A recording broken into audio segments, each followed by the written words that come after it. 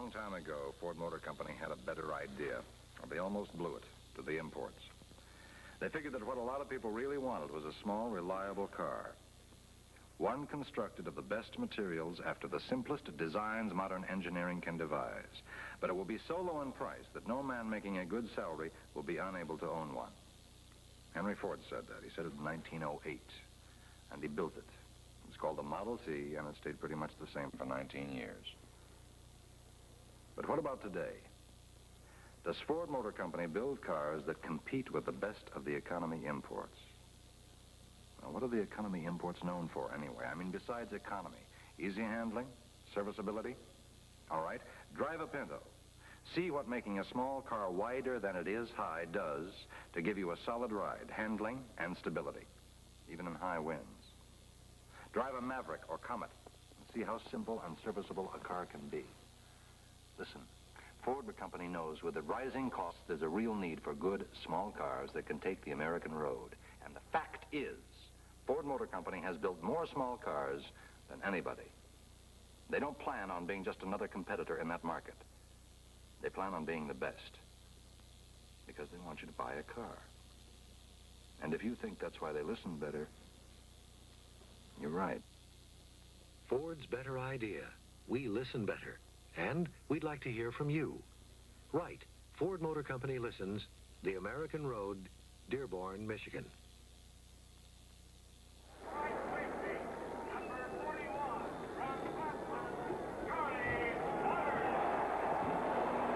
Cowboys and the Lions ready to do battle here at the Cotton Bowl in Dallas. Right now, the Dallas defensive unit being introduced to the sellout throng here of 72,000 plus. You saw Cornell Green there just a moment ago. This Dallas defense has really been hot in recent weeks.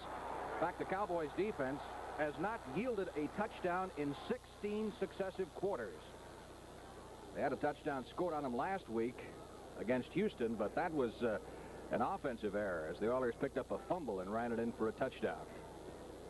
Of course, the Lions, with their great rushing defense, have limited 9 of 14 foes to less than 100 yards a game rushing. You're looking at big number 71. That, of course, is Alex Karras. Number 20 is Lem Barney. Interesting thing about the Detroit Lions, their two cornerbacks, Dick LeBeau, number 44, Lem Barney, number 20, have 16 interceptions between them. That's almost unheard of. Cornerbacks are not supposed to pick up those kind of interceptions. That's sort of for the free safeties, but it'll give you an idea of what pressure that front four puts on a passer that he throws the ball up where those cornerbacks can pick it off. Here's Craig Morton. Tom Landry has called Craig Morton's plays for the past 5 games. It all began in Washington, and Craig Morton took the Cowboys to 5 straight wins after Tom Landry started shuttling plays with his tight end, Mike Ditka and Pettis Norman.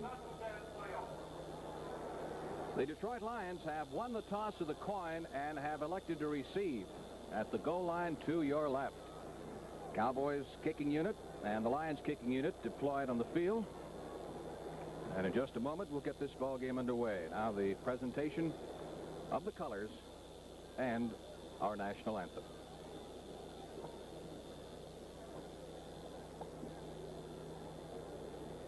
Join us now in the salute to the flag of the United States of America as the colors are presented by the United States Marine Corps Recruiting Station Color Guard of Dallas. As we turn our attention to the dawning of a new year, let us all and unite to pay our respect. This, our symbol of freedom and liberty. Ladies and gentlemen, this is Colonel Lloyd and our national anthem.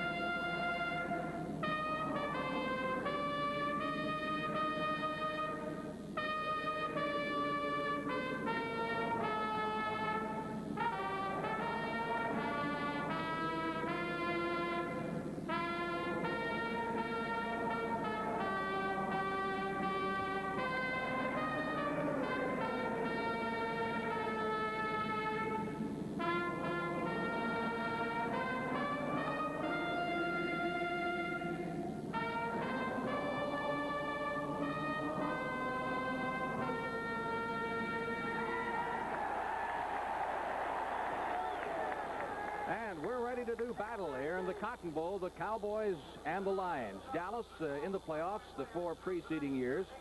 First 2 years advanced to the championship game, only to lose to the Green Bay Packers. And, of course, in the last 2 years, they were beaten by the Cleveland Browns in the conference championship. That's Mike Clark, a big factor for the Cowboys this year. Get those 2 big field goals to beat the Browns a couple of weeks ago. Lions are still huddling at the 30-yard line, and the Cowboys are all ready to kick off. A little psychological warfare here, Giff, huh? Well, this is a team that is all together, as they like to put it, and you'll see them huddle before they come in, their defensive unit. You'll see their offensive unit huddle on the sidelines. It's quite a group. They've come a long way. Bobby Williams, number 45, and Lem Barney, number 20. Deployed on the goal line. Clark gets the whistle from the referee, Jim Tunney. And we're underway. That's Williams, 3 yards deep. To the 15. Spins free at the 20-yard line. Dropped at the 22. Claxton Welch, number 42. Leading the charge along with D.D. Lewis, number 50. Detroit goes to the offense for the first time. Ed Flanagan is their center. Chuck Walton, Frank Gallagher the guards, Rocky Freitas and Roger Scholes the tackles. Wide receiver Earl McCullough, along with Larry Walton. Mel Farr and Alfie Taylor are the running backs, and Greg Landry, of course, is the quarterback. Lions come out with Walton and McCullough both wide to the right side. 1st and 10 from the 22.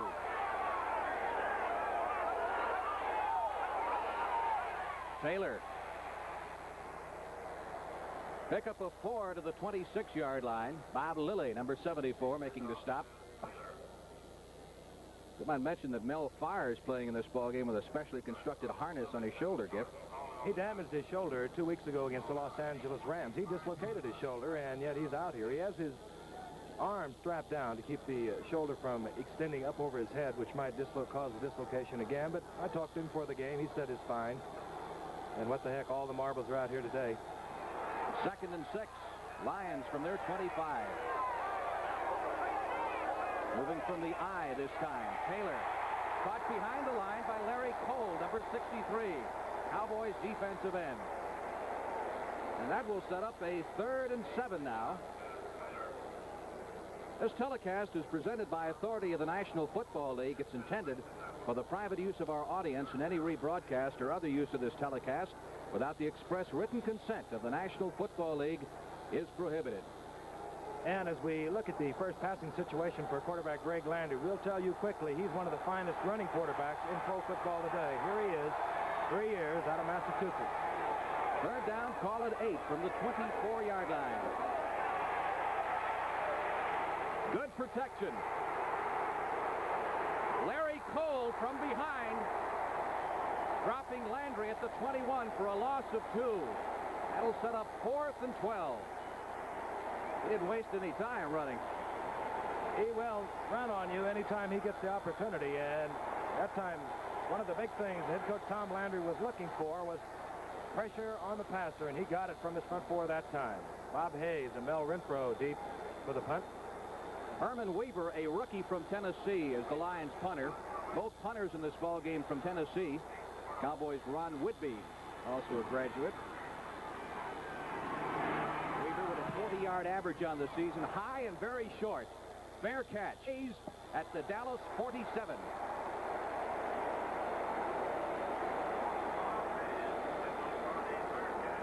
So the Cowboys will go to the offense for the first time, and they'll come out with Dave Manders at center, Blaine Nye and John Nyland the guards, Ralph Neely and Rayfield Wright the tackles, Pettis Norman the tight end, the wide receivers Reggie Rucker and Bob Hayes, and the running backs Dwayne Thomas and Walt Garrison. Quarterback, of course, is Craig Morton. Garrison to the 50, to the 49-yard line, perhaps the 48 of Detroit. It'll be 2nd and 5. Alex Karras, number 71, making the stop. And the Cowboys opening their running game, running right at the only rookie in that defensive lineup for the Lions. Number 83, Jim Mitchell, the left defensive end. Morton wound up the number 5 passer in the league. 2nd and 5 from the Detroit 49. Garrison, the intended receiver, thrown over his head. And as we watch this Detroit defense, we've talked so much about how they do so many different things. That time you saw the defensive right end, Larry Hand, moving off to cover the flare man coming out of the backfield. They're all over the place. In 2 weeks, CBS brings you another sports special, the Glenn Campbell Los Angeles Open Golf Tournament, the first event of the 1971 PGA Tour with most of the top pros, including Billy Casper, the defending champion, and Arnold Palmer. It's Saturday and Sunday, January 9th and 10th on CBS. 3rd and 5, Dallas from the Detroit 49. Morton. That's Pettis Norman, the tight end, who has the first down at the Detroit 38-yard line. And very heads-up play by Craig Morton. The Lions, as you saw, were threatening the blitz. And Pettis Norman, who shuttles back and forth with Mike Ditka with the play. Now look, you see the safety man, that's Weegar up close, Mike Weegar. And now he drops back, but Pettis Norman, all he did was pretend like he was going to block. And then when the linebacker didn't come, this is Mike Lucci, but when the linebacker didn't come, he just slipped over the middle. 1st and 10 from the 38, Dwayne Thomas gets a yard at most. Up off the bottom of that pile, Paul Newmoth, number 50. Lions defense, Jim Mitchell, 83. 71 is Alex Karras. There's Tom Landry. 82, Jerry Rush, and 74, Larry Hand up front. Paul Newmoth, 50. Lucci, 53, and Wayne Walker, 55, the linebackers. And the deep men, Lem Barney, 20, Dick LeBeau, 44, Mike Weegar, 28, and Tom Vaughn, 48. Second call at 10. Dallas moving from the Detroit 38. No score early in the ball game.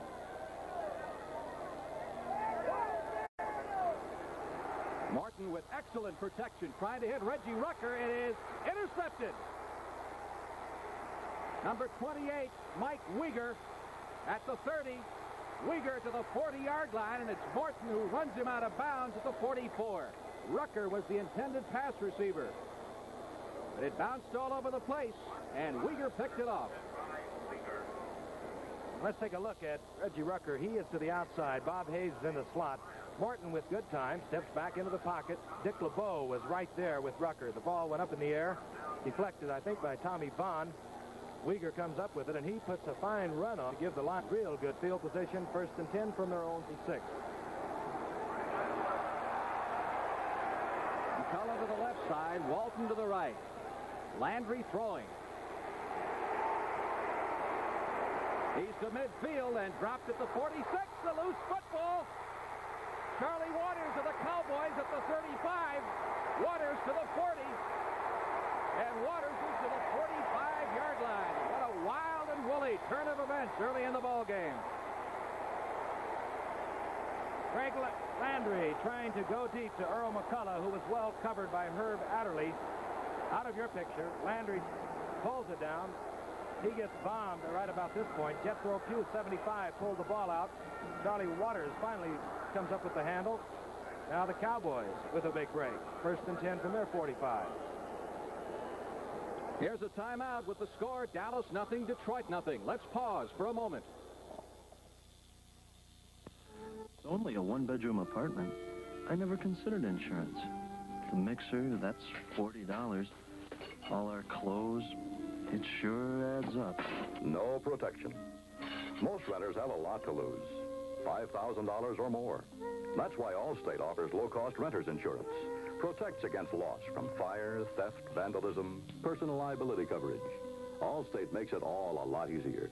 You're in good hands with Allstate.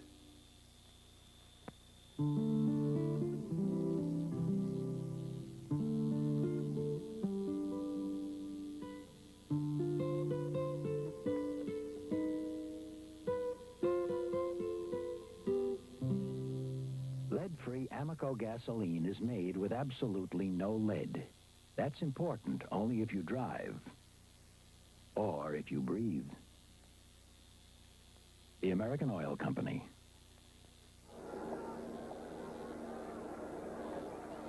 Linebacker Dave Edwards of the Cowboys looking on. 10 minutes, 3 seconds left to play in the opening period. Dallas, 1st and 10 from its 45. Dwayne Thomas cracked hard at the line of scrimmage by number 74, Larry Hand. Thomas has come along amazingly well for the Cowboys this year. After the first 4 ball games, he had carried just 12 times for 48 yards. He wound up fifth in the league in rushing with 803 yards. Of course, we mentioned the Cowboys have 3 over 500-yard rushers. Calvin Hill has 577 yards, and of course, Walt Garrison is over 500. 2nd and 9 from the Dallas 46. Morton to Garrison at the 40-yard line of the Detroit Lions. Walt Garrison, fine receiver in addition to be a capable runner. As we haven't mentioned it, but today, Tom Landry started calling all of the Cowboys plays from the bench 5 games ago, and they're undefeated. You just saw number 84, Pettis Norman, bring that play into Craig Morton. Landry did it because he said he wanted to take the pressure off Morton, who was trying to do everything for this football club, following the footsteps of Don Meredith, and apparently it worked because they won 5 straight. 1st and 10, Dallas at the Detroit 39. Thomas to the 37 for a pickup of 2. Numov, number 50, making the stop. 2 million people in Pakistan are faced with starvation, exposure, disease. The Pakistan flood was the worst natural disaster of the century. It'll be a greater disaster if we don't care. Send whatever you can to Save the Survivors, Pakistan Relief Fund, Box 1670, Washington, D.C. 20013. 2nd and 8.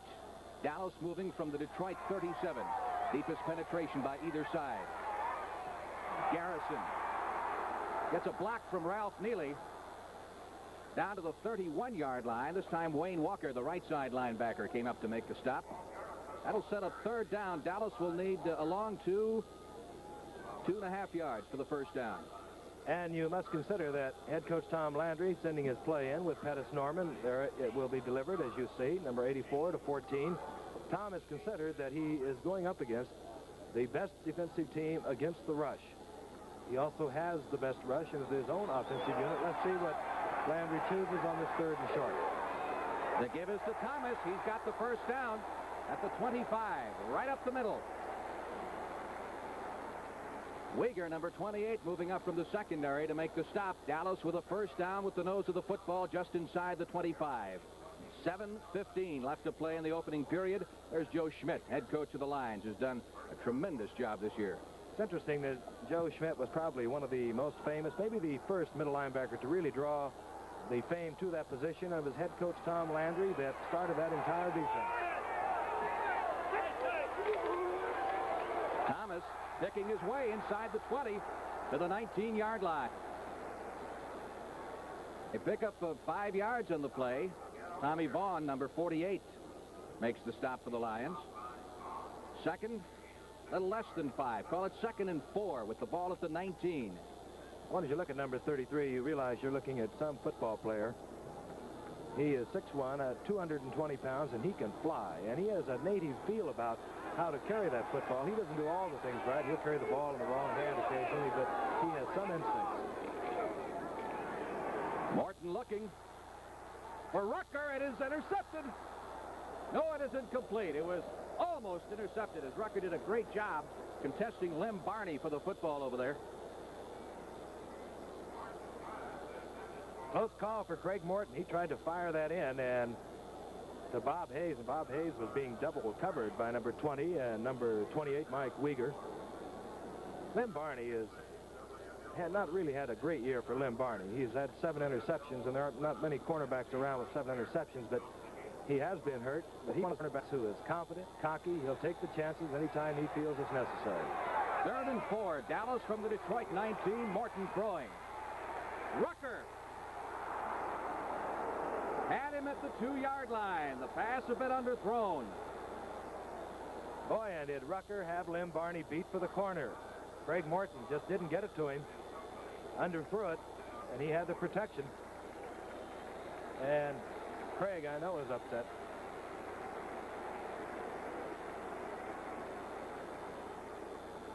Mike Clark has hit 18 out of 27 field goal attempts this year.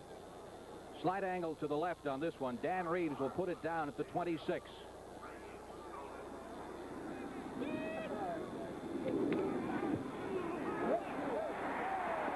It's good. Dallas 3, Detroit nothing. We'll be back with the Cowboys kickoff in just a moment.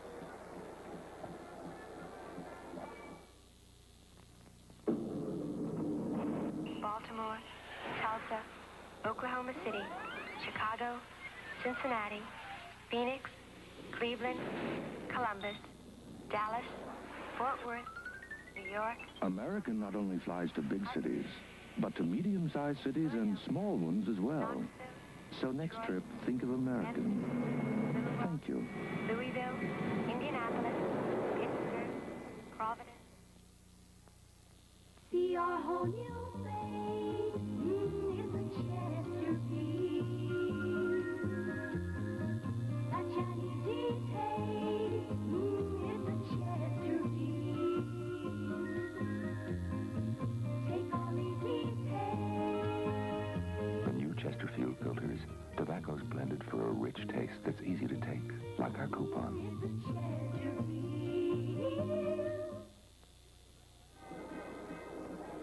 6 minutes, 8 seconds left to play in the opening period. Dallas leading 3-0 as Mike Clark prepares to kick off. Lions drop back Bobby Williams on the left and Lem Barney on the right.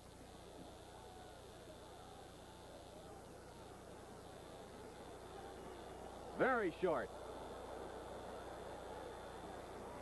That is Bruce Maxwell returning that kickoff to the 31-yard line. Maxwell is a rookie from Arkansas, running back.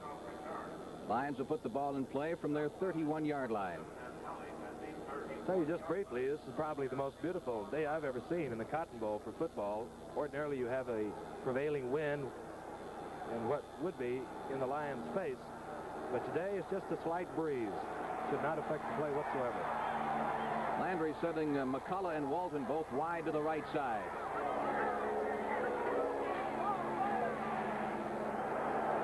Straight power with Mel Farr carrying to the 34 for a pickup of 3.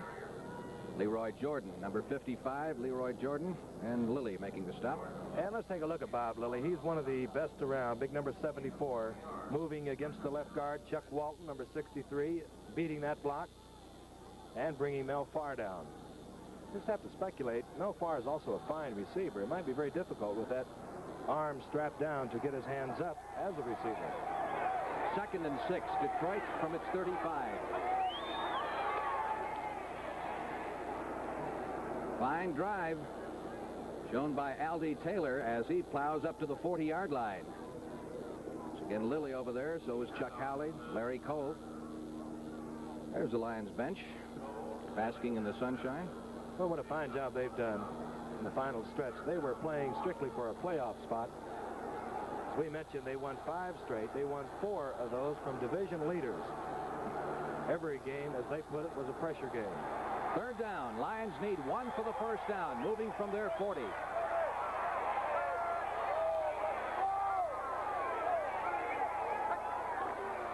Farr has the first down at the 42-yard line. Dave Edwards, number 52. Jordan, number 55 in there. Jethro Pugh, number 75, I believe, is just putting a shoe back on. Frank Gallagher, number 68, Rocky Freitas, right tackle for the Lions, opening a big hole. And they have a fine blocking offensive line. Chuck Walton, the left guard, number 63. One of the best around. Ed Flanagan at center, number 54. Walton to the left side, McCullough to the right. Lions 1st and 10 from their 42.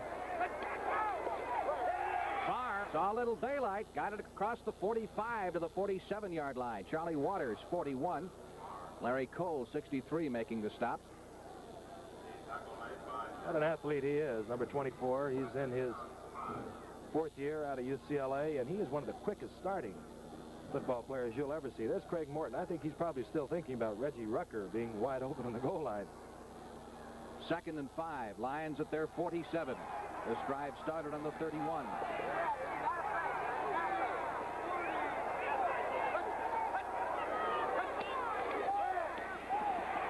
Farr to the 49. Pickup of 2. That'll set up 3rd. Still needing 3 for the first down as Lilly, number 74, jams the hole again. And a few moments ago, we saw, and you see Mel Farr holding that shoulder. He has got to be in pain.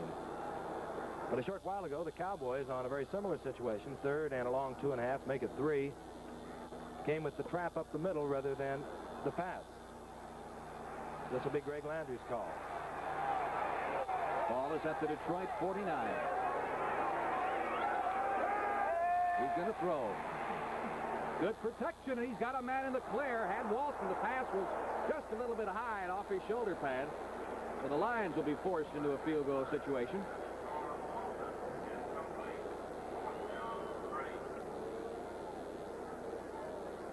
And Weaver comes on to do the punting for the second time this afternoon. His first punt, very short, only 34 yards. Hayes on the left of your screen, Renfro on the right. Weaver standing back at his 34, awaiting the snap.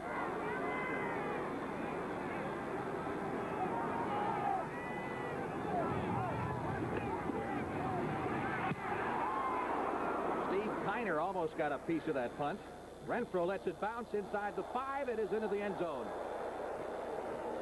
Audible sigh going up from the fans who thought that thing was going to come bouncing back. With the score, Cowboys 3, Lions nothing. Let's pause for a moment.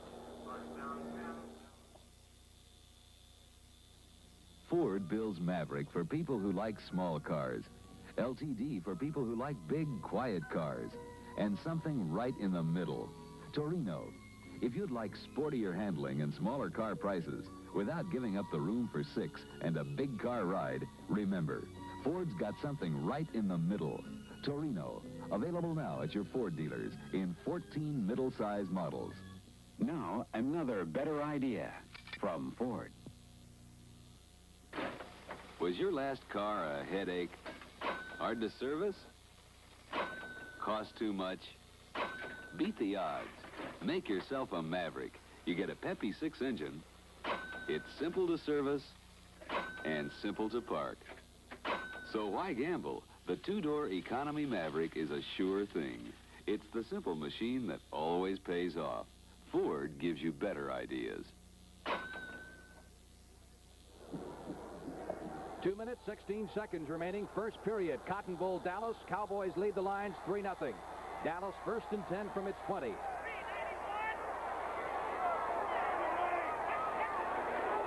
A lot of movement by the Lions defense as Garrison took the handoff, got back just to the line of scrimmage. You know, they say that the type of defense they play, Giff, you almost have to go on a quick count or a late count to succeed. Well, if they can get the jump on it, because they do a lot of blitzing. Here's Greg Landry on the sideline. If you go on a quick count, well, then they're not set in their shifting formation. They're not set to blitz. The safety man coming up is not timed it out. Or you go on a real long count and hope to draw them off sides. Second and 10. Dallas from the 20-yard line. Hayes to the right side. Rucker to the left. Morton put Dwayne Thomas in the slot with that motion. Garrison to the 27-yard line. A pickup of 7. 3rd and 3. Tomorrow, CBS brings you the other National Football Conference playoff game with the San Francisco 49ers meeting the Minnesota Vikings. The television broadcast starts at 12:30 Eastern Time. Now, these clubs didn't meet during the regular season this year. Minnesota had the best record in the game, 12-2, winning the Central Division title. 3rd down. Dallas needs 3 for the first down. Ball at the Dallas 27. Morton, excellent protection. Pettis Norman was the closest man to it, but Morton apparently saw everybody covered and unloaded. That was big Alex Karras pressuring Morton to throw that football away, and I'm sure he just threw it away.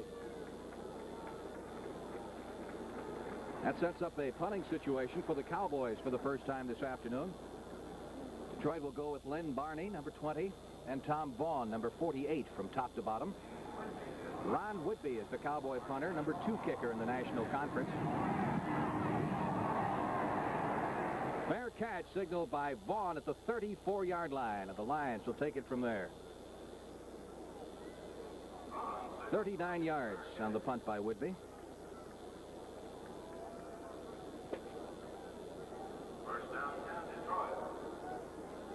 Lions this year scored a club record 347 points during the season, which was 2nd in the NFL.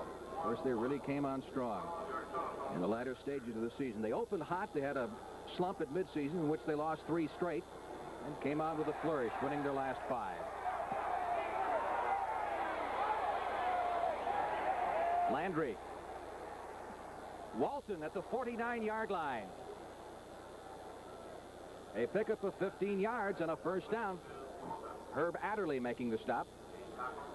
The Lions have a speedy set of outside receivers. They're not too big. Earl, 49, is Larry Walton, of course. He's in his second year out of Arizona State. He's only 6 feet tall, weighs about 185 pounds. And the other side is Earl McCullough, 5'11", 175. But they have great speed, and that time you saw the veteran Herb Adderley giving Walton plenty of room. The leading receiver, of course, is Charlie Sanders. He's the tight end. He caught 40 over the season. That's the end of the first quarter with the score, Dallas 3, Detroit nothing. In conclusion, friends, may I... When people came out for an old-fashioned political speech, they didn't mind listening a little, as long as they got their beer. Those were the days when beer was one of the best things they had in life. So they had the best. Good old-fashioned draft beer. But good old-fashioned draft beer came in bad old-fashioned beer trucks. So most of the time, people had to go without, or go where they could get it. Until Peels put old-fashioned draft in new-fashioned containers. Now nobody has to settle for anything less than the best. For a taste of the good old days, try Peel's Real Draft in aluminum cans and big mouth barrel bottles. You never had it so good.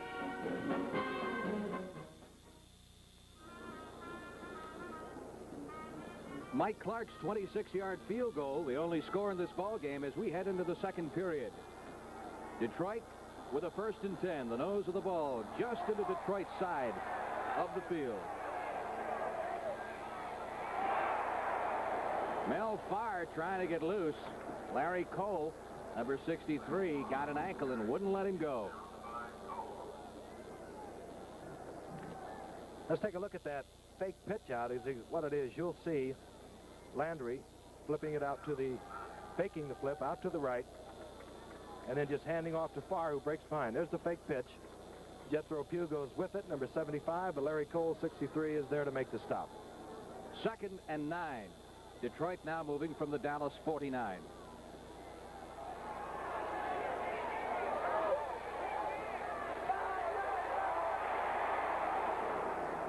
New running back in there. That, of course, is Steve Owens, the Heisman Award winner from Oklahoma, who came on so strong a couple of weeks ago.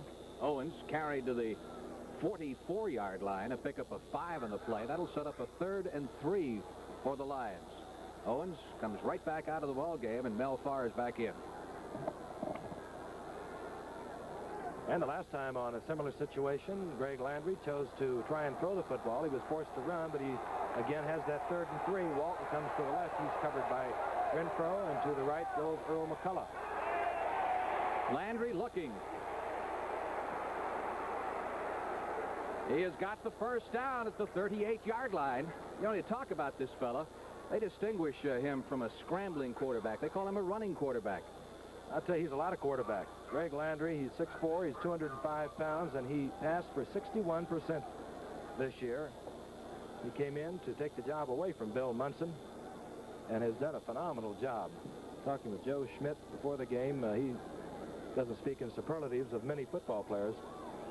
He says this is one of the finest prospects to come along in years. McCullough and Walton both split wide to the left side at the bottom of your screen. Lions 1st and 10, Dallas 38. Farr to the 36-yard line. Pickup of 2 yards before Leroy Jordan makes the stop.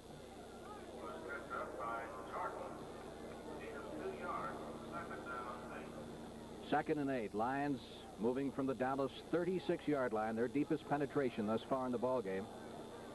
This is the first regular season game Detroit has played on the artificial turf. They've been working out in Houston all week, practicing at Rice University, which has the artificial turf. Taylor driving to the 30 to the 29. He's going to be close for a first down. Carried about 4 players with him. Jordan again over there, 55. Larry Cole, 63. The officials mark it just inside the 30-yard line. That'll be just shy of the first down. Third down, called at 1.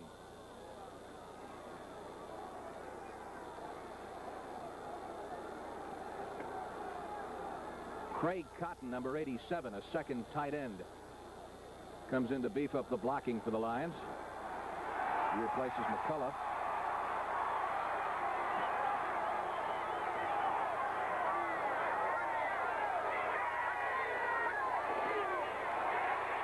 Taylor fumbles. That's Waters. Charlie Waters of the Dallas Cowboys has run out of bounds at the 46-yard line. Waters with his second fumble recovery of the afternoon. Aldy Taylor, let's take a look at that. Moving off the left side, and he's hit hard by number 55, Leroy Jordan. The ball pops loose. The Cowboys again with another break. Again, they'll have 1st and 10 from their own 46. With the score, Dallas 3, Detroit nothing. Let's pause for a moment.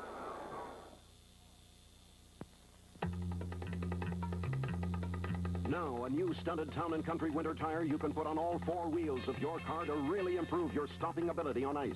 With just 2 new Firestone Town & Country studded tires on the rear, you still stop.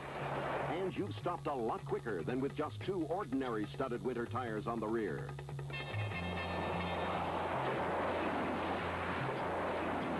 Firestone's new asymmetrical Town & Country tire with 112 safety studs, available where laws permit, gives us more reasons than ever to say you go through ice, mud, or snow, or we pay the toll.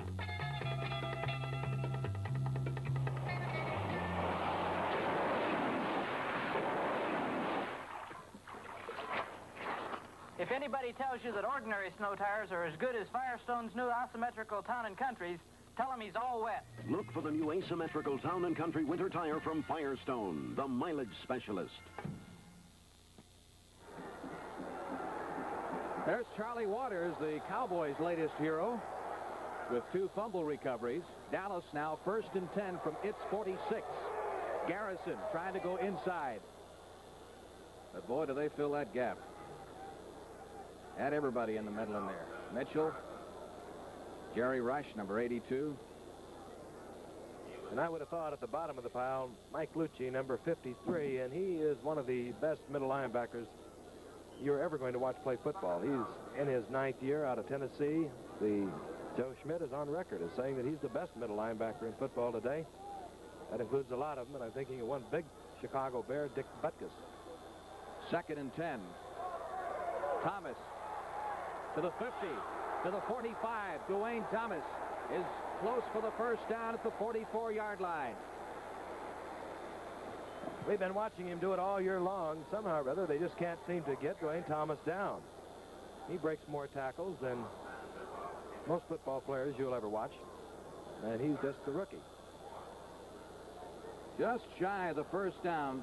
3rd down, less than a yard needed for the first down for Dallas from the Detroit 44. That, of course, was Pettis Norman delivering head coach Tom Landry's play to Craig Morton. And this will be the play. Thomas has the first down at the 41-yard line. I have seen Tommy Vaughn that time tried to hit him head on, and Thomas just ducked right underneath him. Next Friday, New Year's Day, CBS brings you the #1 college bowl game, Texas and Notre Dame, right here in the Cotton Bowl at 1:45 Eastern Time. This, of course, is a rematch of their game last New Year's Day when Texas won it by a score of 21-17. Texas has that 30-game win streak they'll be putting on the line. 1st and 10, Dallas from the Detroit 42. Morton has the pass deflected on him. Might have been Lucci. He was in there, number 53. Karras was also over there. Morton has hit only 2 out of 8 for 24 yards. He had some kind of day against Houston last Sunday, completing 13 out of 17 for well over 300 yards. He's getting certainly a different defensive look in this game than he got from Houston, because Detroit, as usual, they're jumping linebackers and safety men all over the place. Now they're in an odd man line. 2nd and 10 from the Lions 42. Garrison caught from behind on a great defensive play by Wiley Alex Karras, number 71. Can't fool the old man. He's been around 12 years. He's taken some pretty good shots, and he's delivered a few of them. Loss of 6 on that play. It's set up 3rd and 16 now with the Cowboys shoved back to the Detroit 48. What a big help Alex Karras has been to the rookie Jim Mitchell, who plays right on his left side, number 83. He talks with him, directs the traffic, so to speak. Dan Reeves has replaced Thomas at running back. 3rd and 16.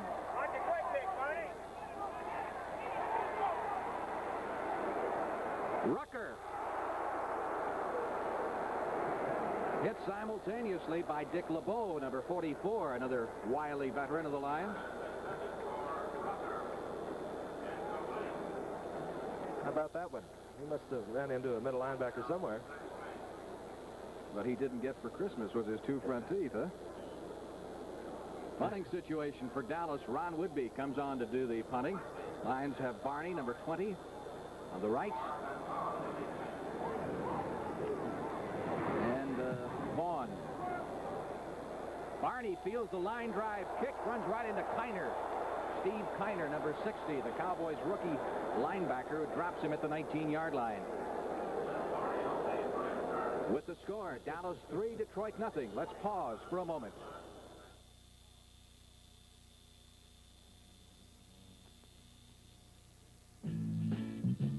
Recognize it?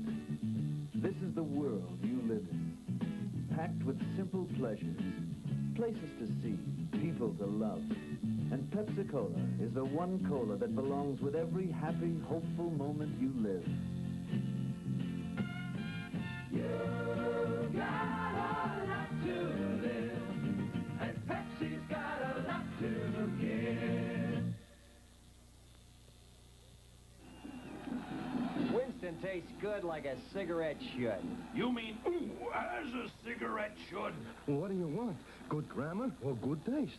I want my mother to see this catch. Pardon our grammar, but Winston tastes good like a cigarette should. Winston may not say it right, but they sure know how to make it right. Rah! I think I am falling for you. Frank Lieber along with Frank Gifford and Dick Stockton. Cotton Bowl in Dallas, 8:37 left to play in the first half. Dallas leading 3-0. Lions, 1st and 10 from their 20.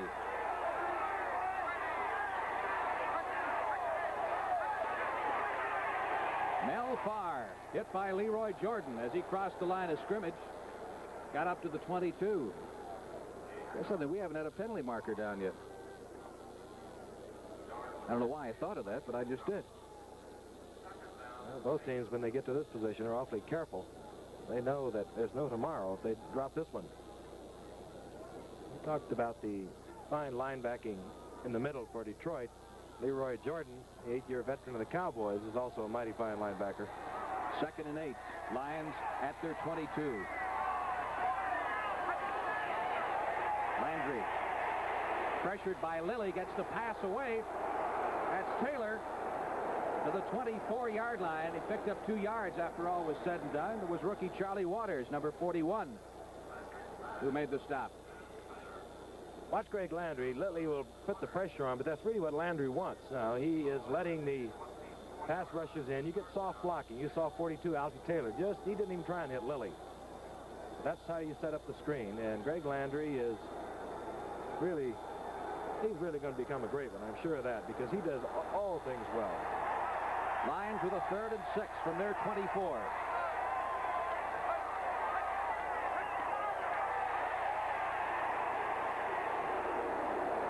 Walton, the intended receiver, and he can't quite reach it. He had outdistanced Herb Adderley, but once again, Landry got a big rush on him. Landry is now 2 out of 4 for 17 yards. And the Lions will have to punt, and the hand is for the Dallas defensive unit. And Landry even did a good job on that one. He got tremendous pressure from Larry Cole, and Walton had not made his final break, so Landry hung it up in the air, and it came very close to connecting. Renfrew on the left, Hayes on the right. Herman Weaver punting for Detroit.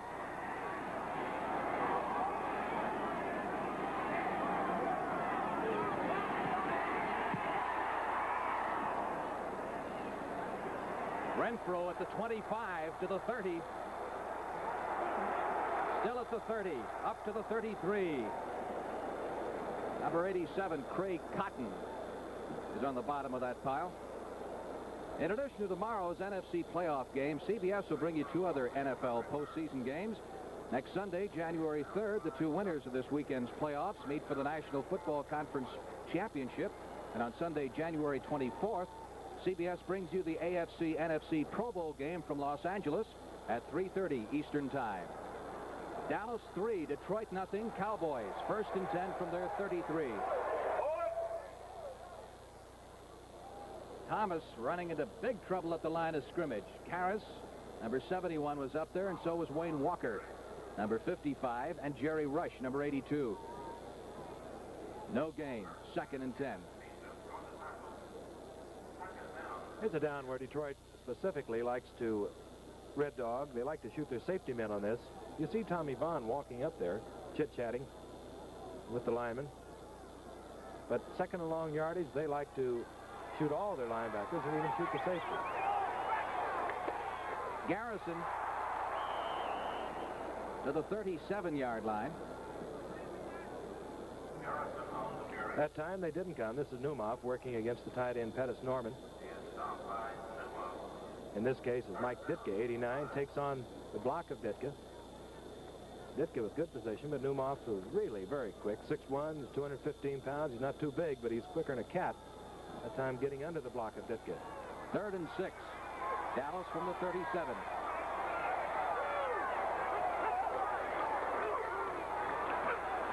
Morton with good protection. Bob Hayes at the 50-yard line. They're ruling it incomplete. They're ruling that Hayes trapped the ball. Well, I'll tell you one thing. Bob Hayes knows he didn't trap it. We'll take a look at it again. Maybe we can see working against Lem Barney, number 21, Hayes. The ball is thrown low. We'll let you be the judge. It's very difficult. I think it took a little bounce. 4th down. 6 for Dallas. Whitby into punt. Barney is deep. So is Tom Vaughn. 5:27 left to play in the first half of this defensive battle. A lot of whistles before the ball was snapped. So bring it back.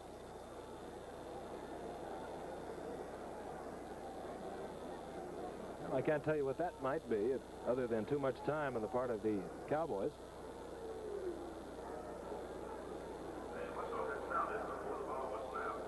Illegal procedure is the indication we get. 5-yard penalty will move the ball back to the 32-yard line. Now 4th and 11.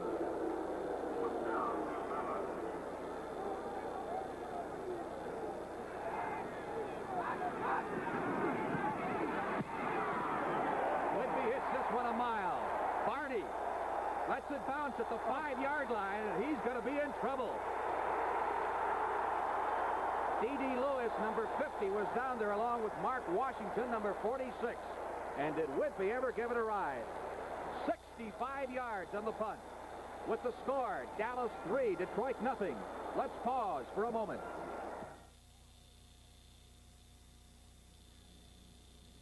We color, we cut out things, and we paste those things together. We make things. I like to run around, make some noise, and yowl. On my bike, I like to crush into people. Okay, come on now. Say goodbye to Grandma. Goodbye, Grandma. I love you. All right now. Okay, bye-bye. Okay, Mother, everything's fine. I'll write a long letter soon. Now take good care of yourself and Dad. Bye now. Bye. Do you have relatives back home you haven't seen in ages? American Airlines has special family discount fares to hometowns all over the country. How much for your family? It's certainly worth checking into. Wouldn't it be a shame if you could afford the trip and didn't know it?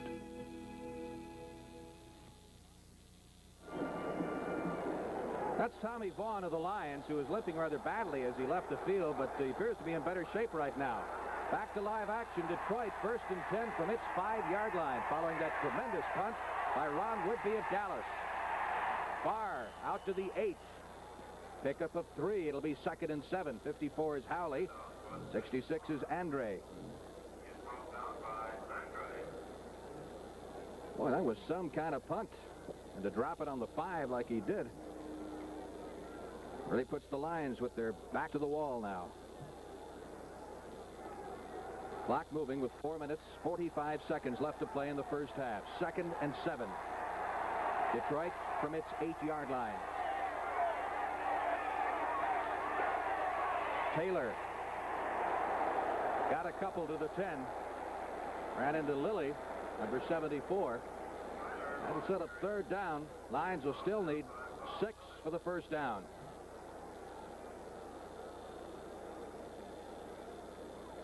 D.D. Lewis checks into the defensive lineup for Dallas, replacing Dave Edwards at an outside linebacker. Will probably be in anticipation of the pass. Dave Edwards has been shaken up a couple of times this year, and D.D. Lewis probably has a little more speed to cover on the pass that Tom Landy is probably anticipating. Flag down.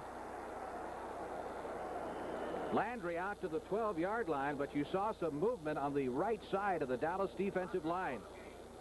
Well, George Andre just crossed the line of scrimmage, and when you are 6'6" and 250 pounds, you're not really a ballerina out there. He just couldn't get back. He did not make contact, but he just could not get back. That, of course, is a very big play for the Lions, who otherwise would have had a punt out of their end zone. Now they have a 3rd down and need just a yard for the first down from the 15-yard line. Once again, 2 tight ends in there. Craig Cotton, number 87, has joined Charlie Sanders, number 88. 3rd and 1.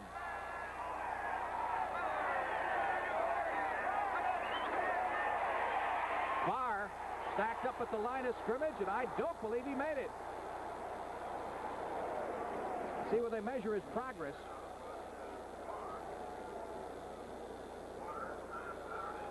Charlie Waters, number 41, along with Herb Adderley, moving up from the secondary to make a fine defensive play. It's going to be close enough for measurement.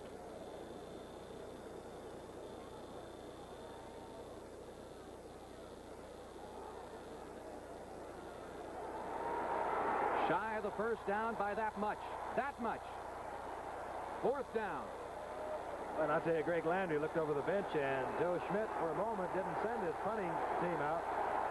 And these Dallas fans are cheering their defensive unit, as well they should, stopping the very potent offense of Detroit. This Cowboy defense is now working on its 18th successive quarter without yielding a touchdown. Renfro, number 20, Hayes, number 22, and Herman Weaver standing on the goal line, waiting to punt.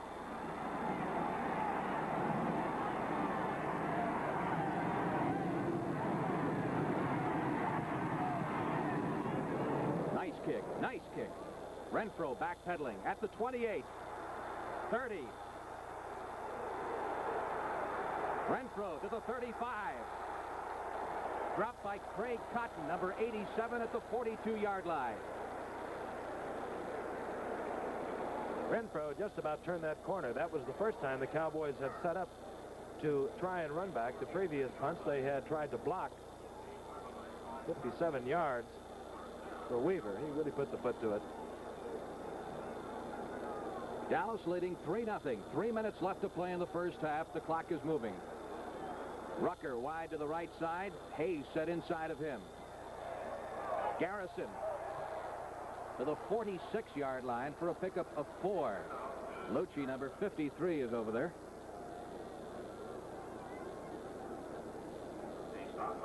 Lion defender limping there, you may notice, is Jim Mitchell, the rookie end from Virginia State.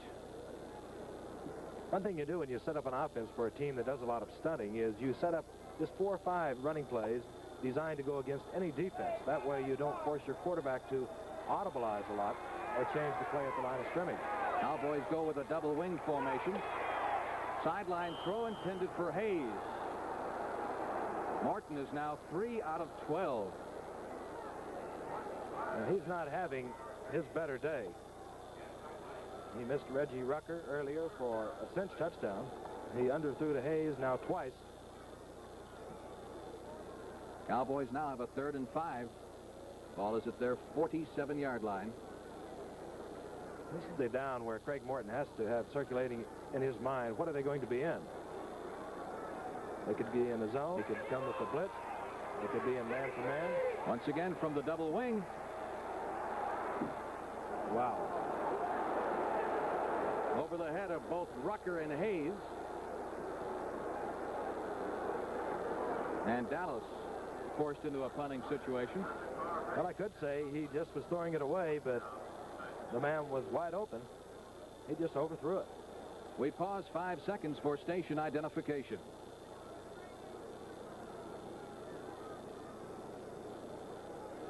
You're looking at Lem Barney, number 20, and Tommy Vaughn, number 48.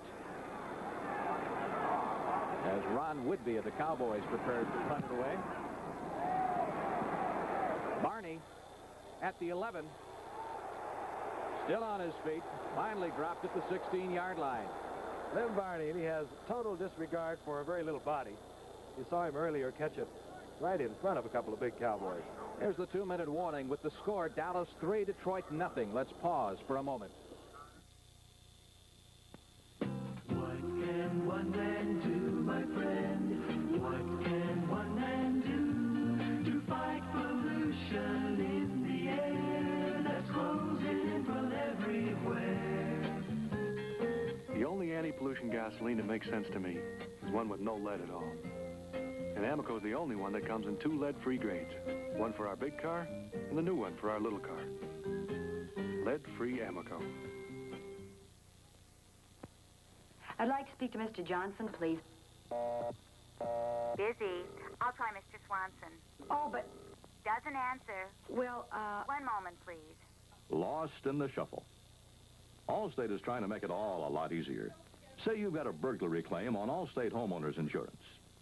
You just call Allstate and get a claim specialist who's always easy to reach. Allstate makes it all a lot easier. You're in good hands with Allstate. Craig Morton of the Cowboys, obviously not happy with his throwing, doing a little extra warm-up. Doing a little practicing over there, along with player coach Dan Reeves handling the ball. In defense of Morton, he has 2 weeks ago suffered quite a severe cut on his passing hand, but last week he was on target beautifully. Lions 1st and 10 from their 15-yard line. Steve Owens, number 36, as Andre makes the stop at the 18. Officials mark it at the 19. A pickup of 3. It'll be 2nd and 7. Clock moving with 1:40 left to play in the first half. Both sides with all 3 of their timeouts remaining. Walton and McCullough come wide to the left side.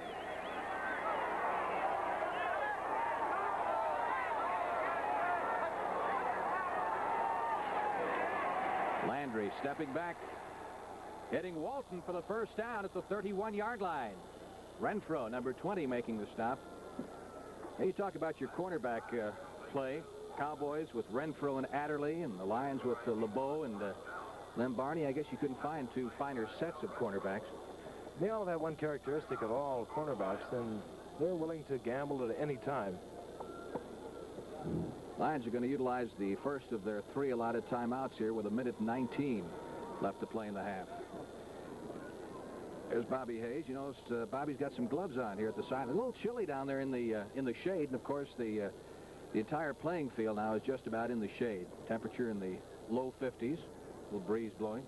Here's another interesting comparison. You're looking at Bob Hayes, and for the Detroit Lions, they have Earl McCullough. Both great track champions. Both well under 9.4 for the 100. Hayes last Sunday against Houston caught 4 touchdown passes, which was a club record. There's McCullough, number 25.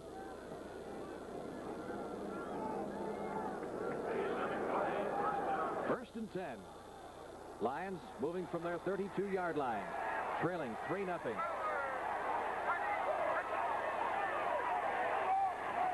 Landry misfiring that time. Looked like somebody hit his arm. Boy, that thing went off. Actually, he looked downfield, and he had Earl McCullough wide open in front of Mel Renfro, but he saw Leroy Jordan, the middle linebacker, coming over. He just threw it in the ground. They say this fella is the fastest quarterback in the NFL, and a rather statistical oddity. He owns the mark this year for the longest run from scrimmage. He had a 76-yard quarterback sneak in the season opener against Green Bay. That stood up all year. Believe me, that'll stand up for a long time. 2nd and 10.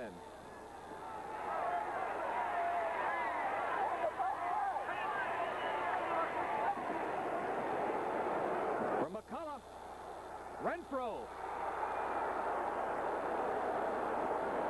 Good position by Mel Renfro. Looked up just at the right time and was there to contest Earl McCullough. Well, we talked about track man. Mel Renfro is also a track man at the University of Oregon. Let's take a look at it. Speed on speed. Renfro 20, 25 is McCullough. Good move by McCullough, but Renfro, the veteran, using the sidelines, he knew it was there. He knew McCullough couldn't catch it out of bounds, so he was able to turn his back and make up the distance. Right now, Greg Landry has put himself into another passing situation as we see the Dallas Cowboys insert D.D. Lewis for the extra speed at the linebacker position, replacing Dave Edwards. Landry is 3 out of 7 for 29 yards. 3rd and 10 from the 32. Owens at the 35, stopped short of the first down at the 38-yard line. He didn't make it to the sideline, so the clock continues to roll along, showing 50 seconds. And once again, a big hand for the Dallas defensive unit. I'm really quite surprised that Dallas has not called timeout. The clock continues to roll, and you better believe Detroit is going to take all the time they can before they punt it. Renfro and Hayes, the deep men. Clock still moving with 25 seconds left.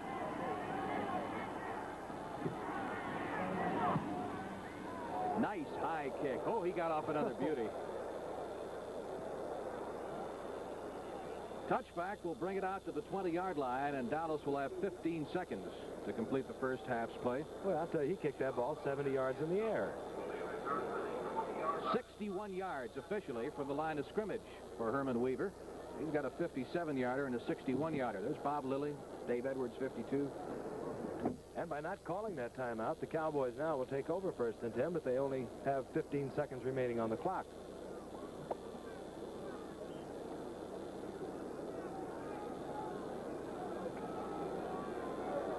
Hayes to the right side, Rucker to the left.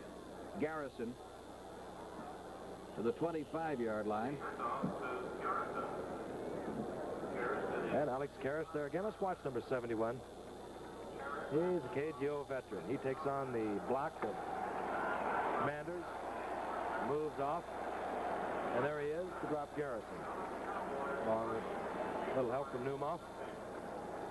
And that is the end of the first half with the score Dallas 3, Detroit nothing.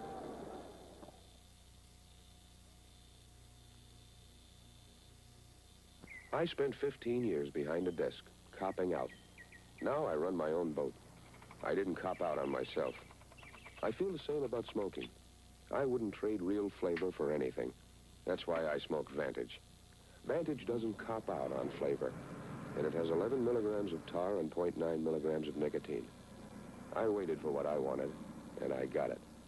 Introducing Vantage, the cigarette that doesn't cop out on flavor.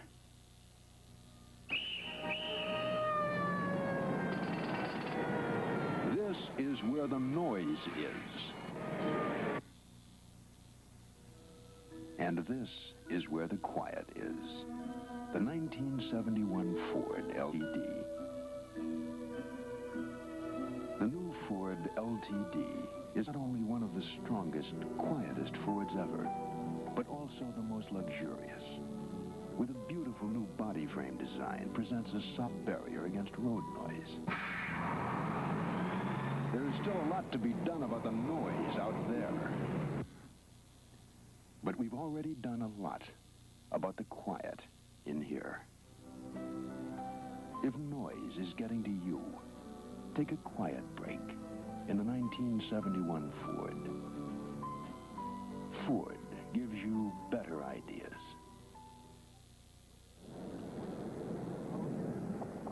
We'll be ready for the start of today's halftime activities after this pause for station identification. Helpful Lucy is determined to save Harry from himself. and from glamorous Jane Meadows, who guest stars on Here's Lucy Monday night on CBS.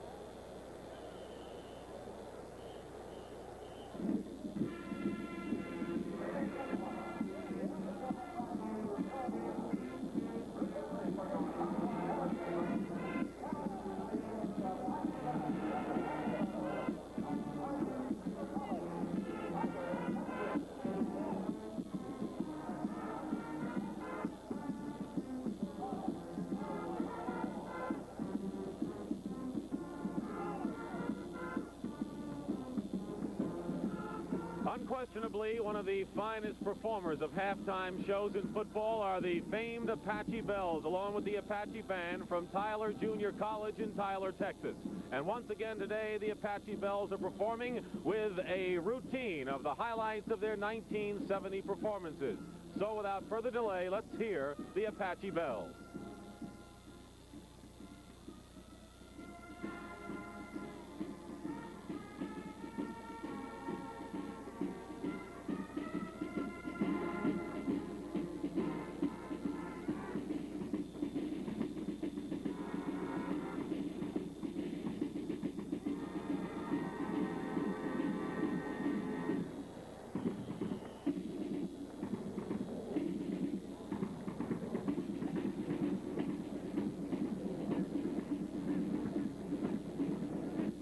Highlights from their 1969-70 spectaculars, the Apache Bells step off to the showboat sounds of Swanee.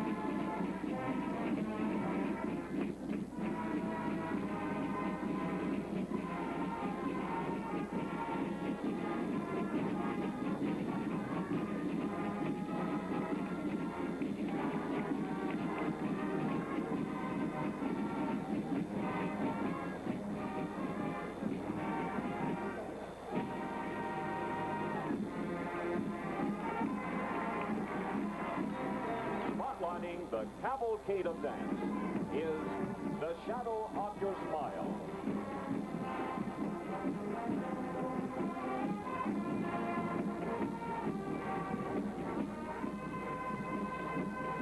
These young people from Tyler Junior College should be given a big thank you for giving up part of their Christmas holiday. Return to Tyler and prepare today's halftime show.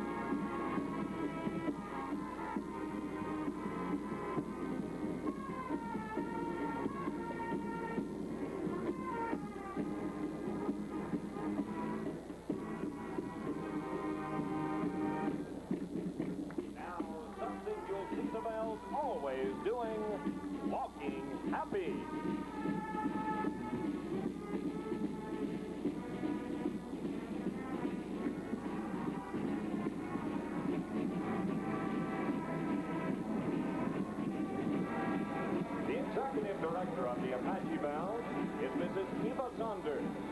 Dance director and choreographer Al Gilliam. And band director is Eddie Fowler.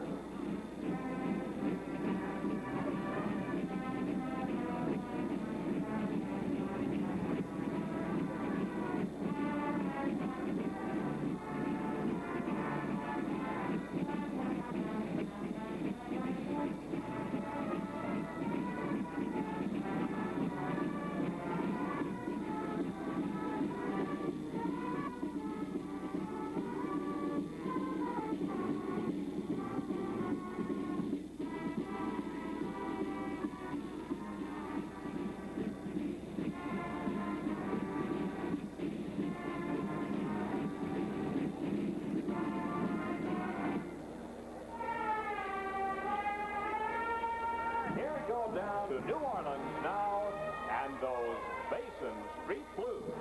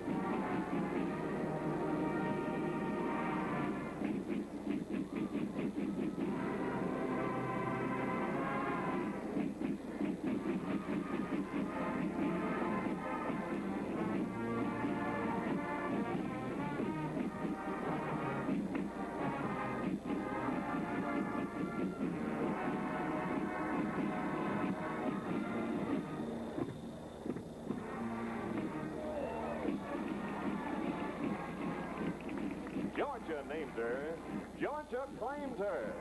Sweet Georgia Brown.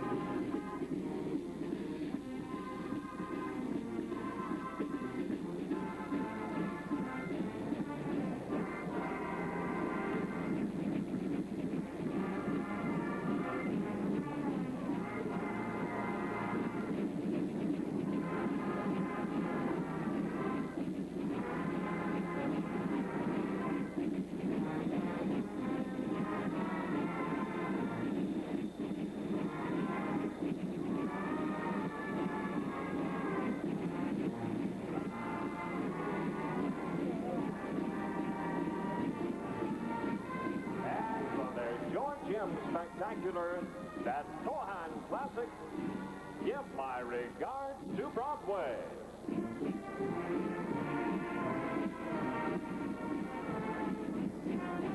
The executive director of Dallas Cowboy Entertainment is Mr. Jim Skinner.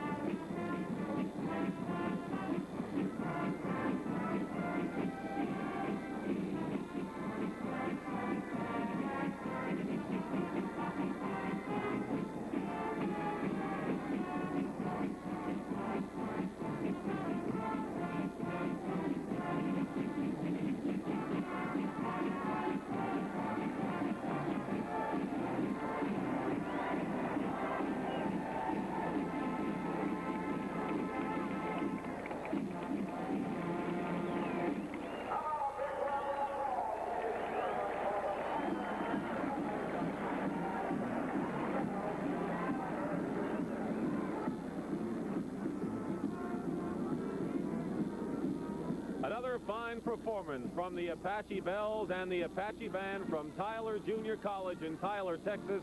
A review of their fine performances of the 1970 season. We're almost ready to begin the second half with Detroit kicking to Dallas. Today's National Football League game is being brought to you by Winston. Pardon our grammar, but Winston tastes good like a cigarette should. And by Schlitz. When you're out of Schlitz, you're out of beer. And by NCR, where more than ever, NCR means computers. And by American Airlines. It's good to know you're on American Airlines. The Detroit Lions-Dallas Cowboys game will continue after this brief intermission. REA Express rides again.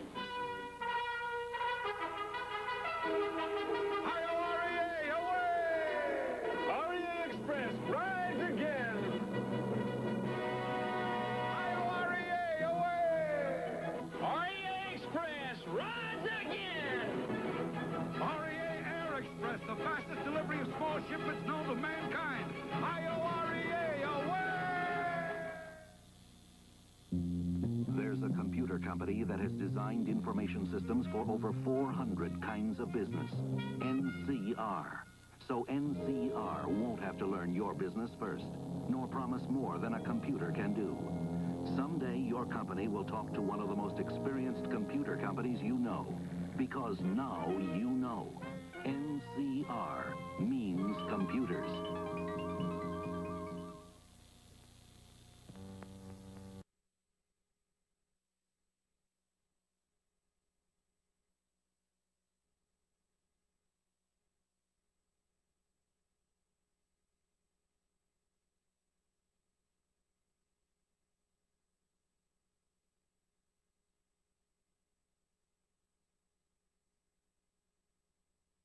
Both the Detroit Lions and the Dallas Cowboys are back on the field for the start of the second half, and a superb defensive battle it has been. The Detroit Lions trail the Dallas Cowboys 3-0 on a field goal by Mike Clark. The game has been marked by 3 turnovers, and here was one of the first ones. Morton throwing for Dallas, and the pass was intercepted after being deflected by Mike Weegar, who intercepted, carried the ball back to the Dallas 44, and this was in the first quarter of the game. Detroit had some difficulty moving the ball. Charlie Waters might have been the defensive star of the first half for the Dallas Cowboys. Here Detroit has the ball on the Dallas 44. The quarterback here is Greg Landry, who decided to Landry fouled Charlie Waters, number 40, when he's a rookie safety from Clemson, hit up, and finally got to his own 45-yard line. That led to the only score of the game, a 26-yard field goal by Mike Clark. And Charlie Waters also figured in another one when he recovered a fumble for Dallas. So it's 3-0. And now let's go back upstairs to Frank Lieber. Both the Cowboys and the Lions ready to get the second half underway. And if you thought this was a defensive battle, boy, you check these statistics here, Frank Gifford, and they really, really are low in terms of total yardage. I think the big problem for the Cowboys has been Craig Morton. He is not delivering the ball. He is getting better protection. The Detroit Lions are really not doing all this and blitzing that we anticipated. They're moving around a lot, but they end up coming right back to their 4-3. There's Craig Morton. He's had receivers open. He had Reggie Rucker wide open for a touchdown. And I'm sure he is as unhappy as are the 72,000 fans here at the Cotton Bowl. Cliff Harris on the left of your screen and Mark Washington on the right as Earl Mann prepares to kick off for the Lions as we start the second half. Dallas leading 3-0. There's a knuckler bounding at the 15. Waters chasing it. Waters to the 20. And we get several penalty markers thrown as he is dropped at the 24-yard line. And more than likely, when you see a flag on a kickoff team, it'll go against the team with the football. They have so many more opportunities, such as clipping. And the discussion is with the Detroit Lions by referee Jim Tunney. Ball is moved back to the 12-yard line, and the indication by Tunney is clipping, half the distance to the goal. So Dallas will put the ball in play, 1st and 10 from its 12-yard line. In the first half, the Cowboys had a total of only 79 yards total offense. The Lions only had 93. Morton, 3 out of 13 in the first half, pitching to Dwayne Thomas. Thomas carries to the 14-yard line. Thomas rushed for 29 yards and 8 carries in the first half. Garrison, 32 yards, also in 8 carries. I have the feeling Detroit's going to be a different football team here in the second half. They're an emotional ball club. They've been playing on emotion for 5 weeks, and, well, you can bet in that locker room that they were chit-chatting with each other. On 2nd and 8, Thomas crossing the 15 to the 17-yard line. It'll be 3rd down. Dallas will still need about 4 for the first down. And the relay system continues. Tom Landry now sending Pettis Norman as we look at the defensive call called by Mike Lucci, the middle linebacker, number 53. Morton has not completed a pass to a wide receiver. He's hit Garrison twice and Norman once to account for his 3 completions. 3rd and 4 from the 17. Once again, excellent protection. Pettis Norman was the intended receiver. He was dogged over there by number 28, Mike Weger.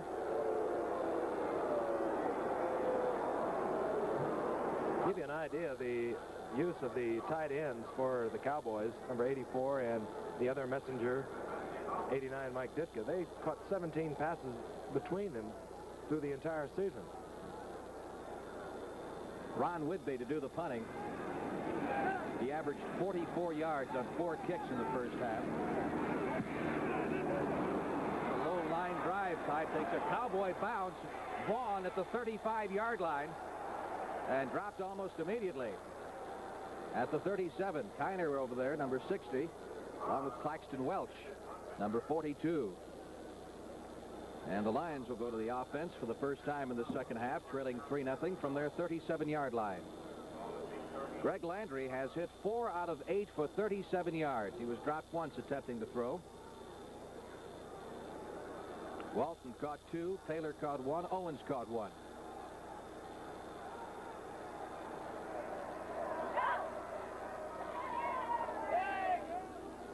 Far. Cornell Green making the stop at the 41. Pick up a 4. It'll be 2nd and 6. And if you've been wondering, Detroit Lion fans, where has Charlie Sanders been? He's in the football game. He's getting double coverage almost every time. When he lines up on the wide side by himself with the 2 wide receivers on one side, he gets coverage from Charlie Waters and the cornerback inside-out coverage. When he, as he is now, he'll get double coverage from number 20, Mel Renfro, and Charlie Waters. That's Sanders, the bottom of your screen to Detroit. 20, Mel Renfro. Altie Taylor. That's Larry Cole, number 63. The collision at the 40-yard line, a loss of a yard on the play. It'll be 3rd and 7. And where Greg Landry, who now again is faced with the passing situation, has had his success, has been throwing to his outside receivers. When he puts them both on the same side, he sends them down deep about 14 yards. There's head coach Joe Schmidt in the middle. But he sends his wide receivers down, and they just turn in about 14 yards deep, the cornerbacks, Renfro and Adderley, respecting their speed. McCullough to the right side, Walton to the left. 3rd and 7 from the 41. Landry trying to hit far. Leroy Jordan with the stop. And the Lions are forced to punt. Dallas now, by holding Detroit scoreless in the first half, has now gone 18 quarters, 4.5 games, the Dallas defense, without yielding a touchdown. Mel Renfro, number 20, joined by Bob Hayes, number 22, as Herman Weaver, who averaged 50.8 on 5 kicks in the first half, prepares to punt.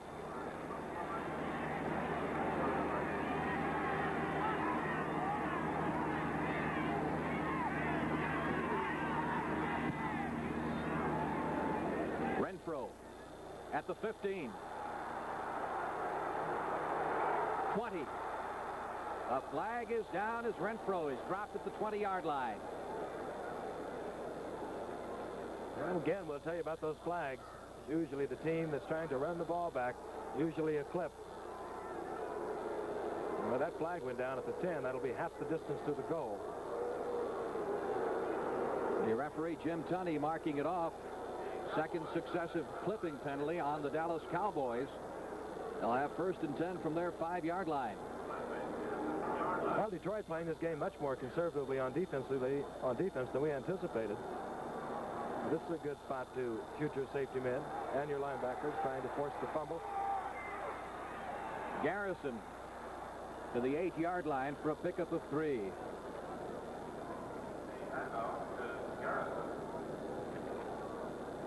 Dallas in the first half rushed for 61 yards. The Lions, as we mentioned, lead the league in defense against the rush. They've given up an average of 82 yards per game.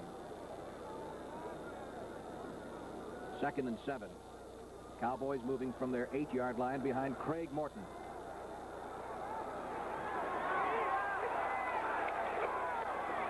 Thomas on the draw play is close for the first down at the 15.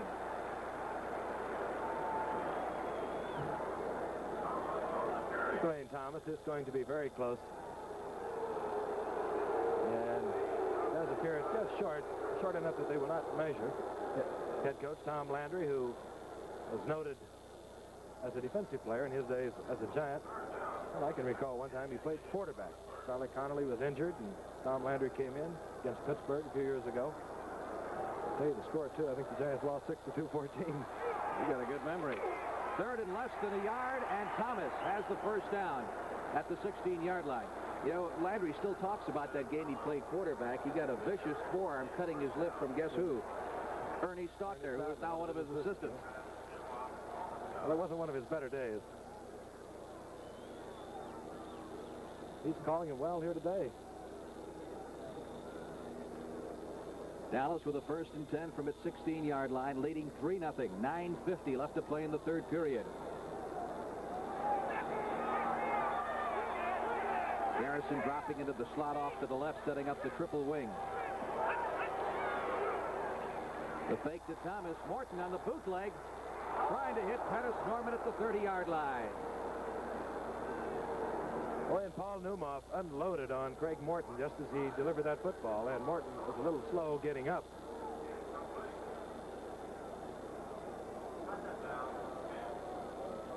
In 2 weeks, starting Saturday, January 9th, the 8th annual CBS Golf Classic with $225,000 in prize money gets underway. Players such as Bruce Devlin, Dave Hill, Bruce Crampton, Sam Snead, Frank Beard, Gene Littler, and many others will compete in this team best ball match play tournament every Saturday for 16 weeks. 2nd and 10. Thomas to the 20, to the 25, and Dwayne Thomas And for the Dallas Cowboys at the 27-yard line. Walker, number 55, was over there along with Dick LeBeau, 44. Watch the right guard, number 61. That's Blaine Nye leading this attack along with 76, John Nyland. Both guards turning up. Good block by Nye against 74. That would be Larry Hand, and Thomas does his thing. That is breaks tackles. Little breathing room now for Dallas from their 27-yard line after being backed up to the 5. Thomas to the 30, to the 31-yard line. Pick up a 4 on that play. Newmoff, number 50, tripped him up. 73,167. That's standing room only here at the Cotton Bowl this afternoon for this NFC divisional playoff. Say one of the reasons the Lions are not jumping around as they did so much during the season is the fact that Dallas, while they're not spectacular, they are moving the ball on the ground. And this makes it tough to start jumping around. You have to play your position when a team runs against you. Thomas on 2nd and 6 to the 35. A flag is thrown as Thomas is cracked out of bounds by Mike Weger at the 42-yard line. Bring it back. Well, the accusing finger was pointed at number 89, Mike Ditka. Either that or he was just arguing the overall call. There's Big Mike. We won't try and speculate as to what that might have been. We'll tell you it's a big one. That's the 3rd major penalty against Dallas in this half, which is some 7 minutes old. Tripping. That'll move it back to the 15-yard line. Dallas has to net the 37 for the first down. And if the Lions ever are going to come with their safety blitz, well, you couldn't find a better time to do it. 2nd and 22. You've got them in trouble already. Now you can compound it if you can get them with the blitz. Morton on the draw to Thomas, to the 20, to the 25. Thomas is up to the 27-yard line.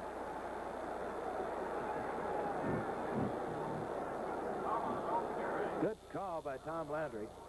This is Mike Lucci playing the middle. He didn't go. Newmoff, the left side linebacker, shot.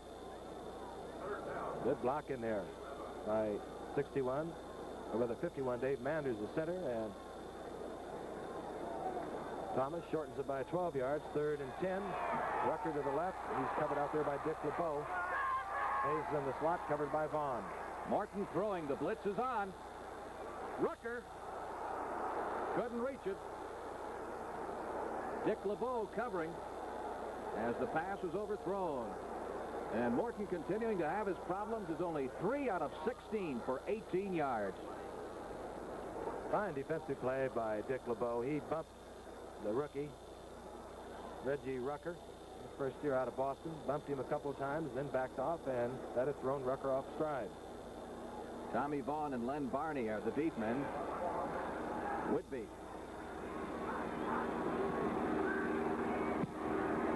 Nice kick. Barney at the 25. 30. Up to the 32-yard line and ripped down at that point by number 43, Cliff Harris, along with D.D. Lewis, number 50. With the score, Dallas 3, Detroit nothing. Let's pause for a moment.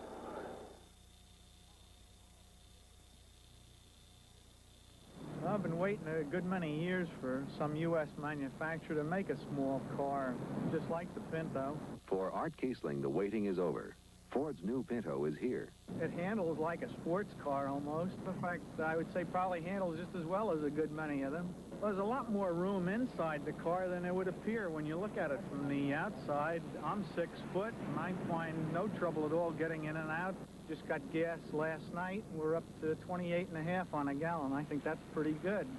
My friendly dealer plays dirty pool because he put plates on it and he made me drive it, and that was the clincher right there. The way I feel about the car now after driving it a while is you can do anything but hurt me dear old mother, insult my country, or try to take my Pinto away. People who used to buy little imports now have a new idea. Pinto, a little better idea from Ford.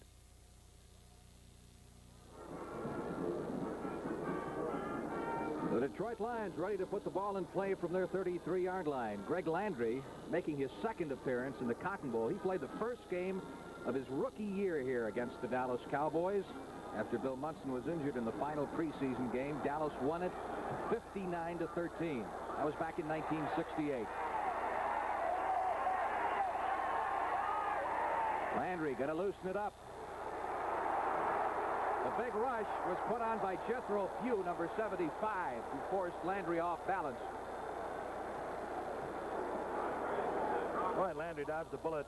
Pugh who had looped on the left side with Larry Cole, had a straight run at Landry. Now he is in a position where the Cowboys like to blitz, second and long yardage. Cowboys, not a big blitzing team, but this is the down where they like to blitz if they're going to. Chuck Hughes replaces Walton at a wide receiver on 2nd and 16 from the 26. Farr on the draw. Got a couple of yards. A scramble for the football, which apparently was knocked loose, but the Lions recovered it at about the 28-yard line for a gain of 1, perhaps 2 yards. That'll set up third down. Detroit still needs 15 for the first down. And Mel Farr, 2 weeks removed from a slight shoulder dislocation, playing with a specially constructed harness. And he's been a workhorse this afternoon. He's carried 10 times, more than any other Lion, for 27 yards. 3rd and 15 from the 28.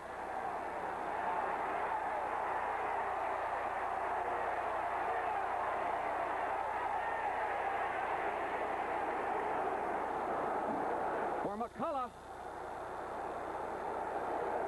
Mel Renfro was covering.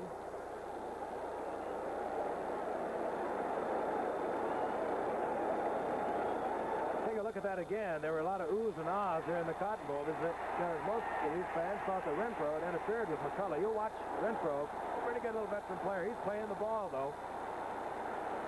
The ball well overthrown, 4th down, and the star, one of the stars of this game, comes on to do the punting. You're looking at Hayes and Renfro from bottom to top as Herman Weaver prepares to punt for the Lions. I say stars because they've provided most of the action, Whitby and Weaver. Low snap. Nice high kick. Renfro at the 22-yard line. 25. Back to the 20, and he is dropped at the 18-yard line. Took him a while to go down.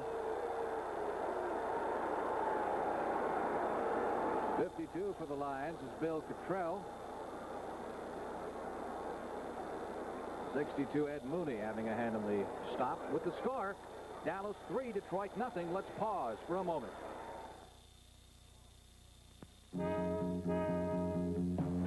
There's a computer company that has designed information systems for over 400 kinds of business. NCR. So NCR won't have to learn your business first, nor promise more than a computer can do. Someday your company will talk to one of the most experienced computer companies you know, because now you know. NCR means computers.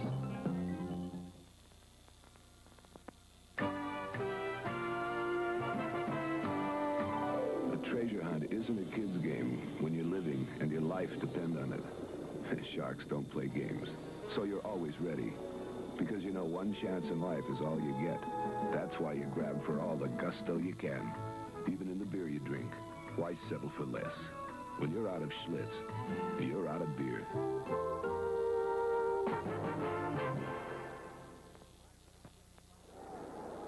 Five minutes, 55 seconds remaining in the third quarter. Dallas leading 3-0.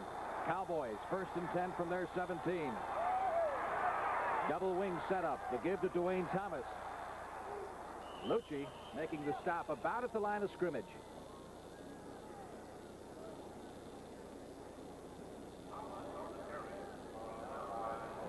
Well, they were the Cowboy cheerleaders.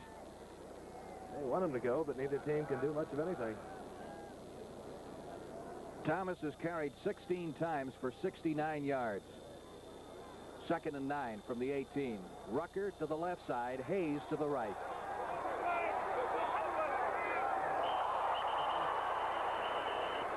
And I think Dave Mann, who's the center, just forgot to count. It didn't come up with the football. He's going to try and convince the officials that Detroit had made some sort of illegal maneuver. You saw Craig Morton backing out of there. He fully expected to have the ball in his hands. Illegal procedure is the call by the referee, Jim Tunney. That sets up 2nd and 15 for Dallas. Call it 2nd and 14. It's Bobby Williams, number 45 of the Lions, having his leg attended to. Morton, 3 out of 16 for 18 yards, and yet his team leads in this football game 3-0.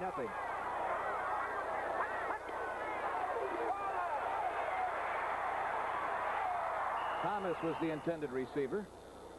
He was hit by Newmoff, number 50. A rare experience awaits you next week. 2 trips to opposite poles of the earth to see how animals there have adapted to some of the hardest environments known. Fantastic footage of wild underwater battles is just one of the highlights of this fascinating special entitled Adventure, the Frozen World of Seals and Walrus. Wednesday night at 7:30, 6:30 Central Time. And with 3rd and 15, Tom Landry sent in player coach Dan Reeves. That's number 30. Dallas operating from its 13-yard line. Morton. It pays at the 32, and he's got the first down. That is the first pass that Morton has completed to a wide receiver this afternoon.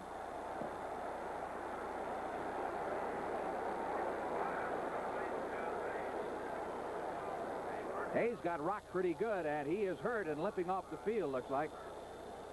He'll be replaced by Dennis Holman, number 24.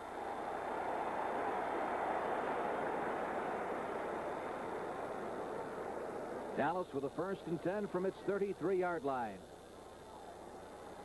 Just over 4 minutes left to play in the 3rd period. Thomas sees the hole closed to the inside, breaks to the outside, caught by Weegar at the 39-yard line, but not before he picked up 7 yards. Good job of running the daylight by Dwayne Thomas, the Cowboys' #1 draft pick, and certainly a strong contender for the National Conference Rookie of the Year. Joe Schmidt getting a little impatient. What a great football player he was.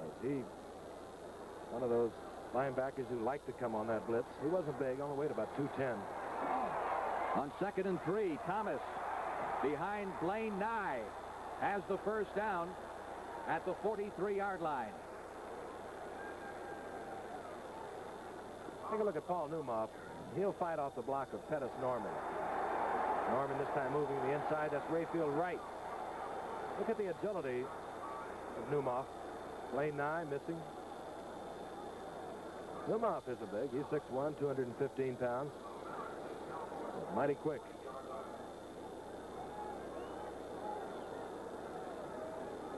Dallas 1st and 10 from its 43. Holman wide to the left side. Rucker a couple of steps wide to the right. Garrison to the 50. To the 46-yard line of Detroit, 11 yards. Another Dallas first down. And Dallas really picking up their rushing game now. Let's take a look at this again. Just straight out blocking. 61 is Nye, 70's Rayfield Wright. Downfield, Reggie Rucker. Well, we won't call it a block, but not a bad screen. Another first down, and this has got to be hurting Detroit because no team has been able to run against the Lions as the Cowboys are today. Holman and Rucker both wide to the right side. Morton gives it to Thomas. He gets a yard to the 45 as the Lions defense stiffens. Lucci, number 53, 74. Larry Hand over there along with Jim Mitchell, 83. And that's head coach Tom Landry sending in his messenger, number 89, Mike Ditka. Pettis Norman comes to the bench.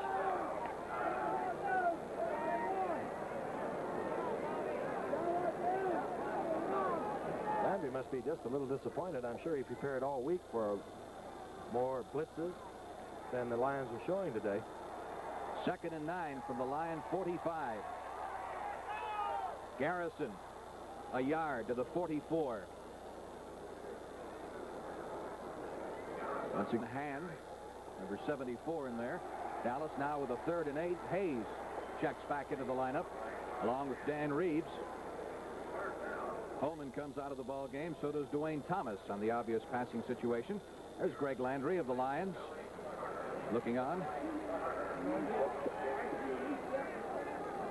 Number 12 there next to him is the Lions field goal kicker, Errol Mann. 3rd and 8, Dallas from the Detroit 44. Hayes in motion.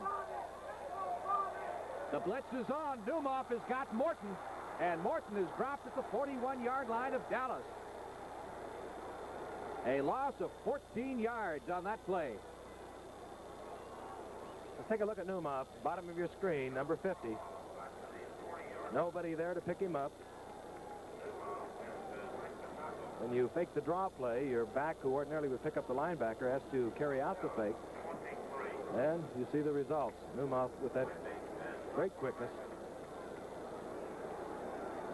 Dallas has a 4th and 22 now. Barney on the right of your screen there, and Vaughn left. Whitby punting. Barney at the 20-yard line, hit by Mark Washington, number 46, East 77. And Richmond Flowers, number 45, at the 20-yard line. 50 seconds left to play in the 3rd period. With the score, Dallas 3, Detroit nothing. Let's pause for a moment.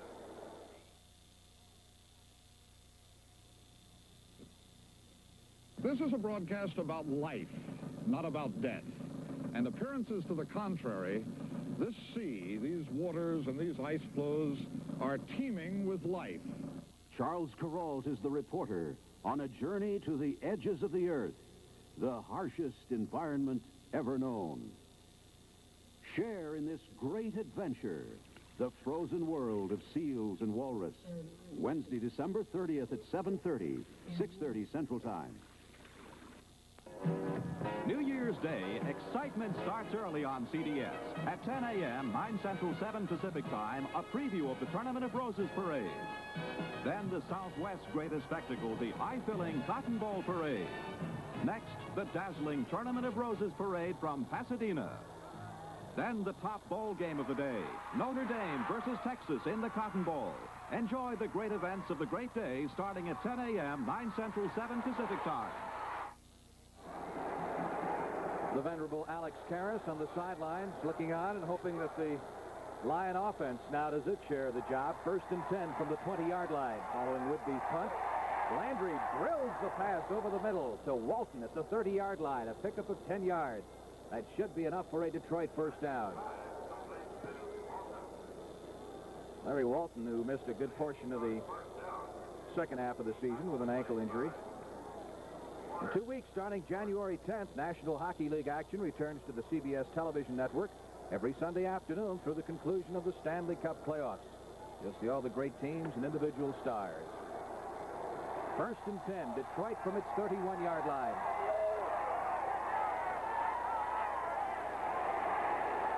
Landry trying to set up the screen, in trouble, gets away from Cole, chased by Pugh, and run out of bounds at the 35, dropped the football, and Charlie Sanders was there to fall on it. He just dropped it and went out of bounds. It was there for the whole world. Hey, you see Jethro Pugh bearing down. It's not a bad idea to leave it there.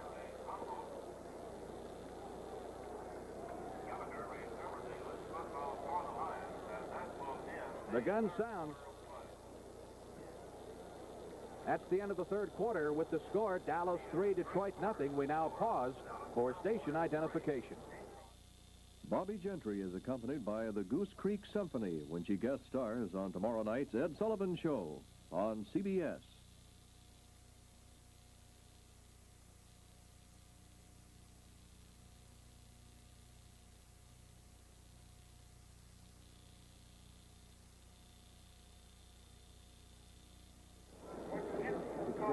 On and has 15-minute quarters.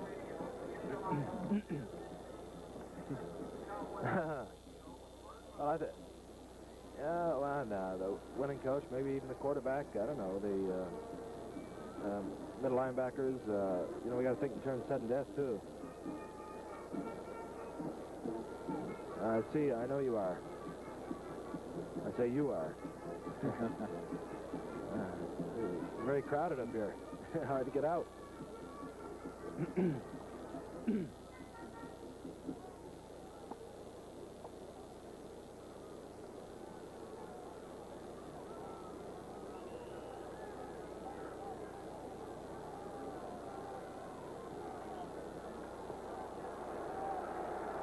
Into the final period of play we go. Detroit 2nd and 7 from its 33.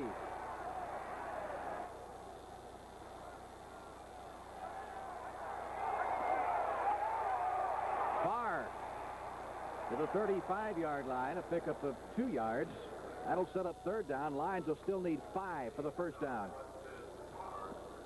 Here's Bob Lilly. He's sort of Alex Karras' counterpart, fighting off the block there of Chuck Walton, getting through, along with Chuck Howley to help out on that tackle. And you get the feeling everyone here in the Cotton Bowl is waiting for something to happen.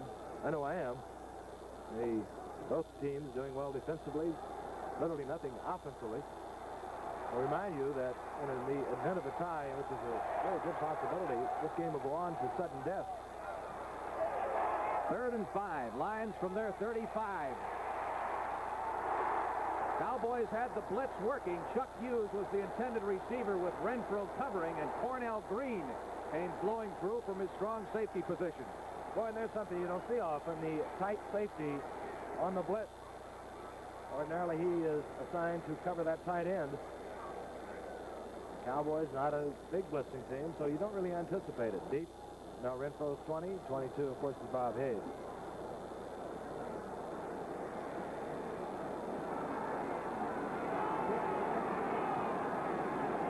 Herman Weaver doing the punting on 4th and 5.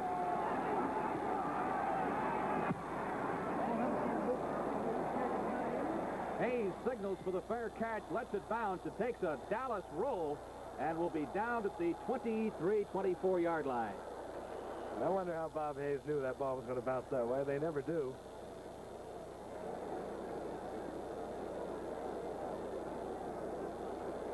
You saw a Cowboy linebacker, D.D. Lewis, pick it up at the 15, but the ball had been touched by a Lion at the 23, so it is dead at that point.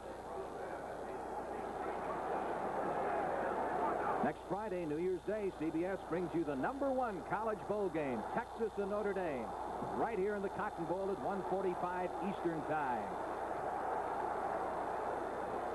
Morton wants a little quiet from the 73,000 plus here. Gives to Thomas behind John Nyland.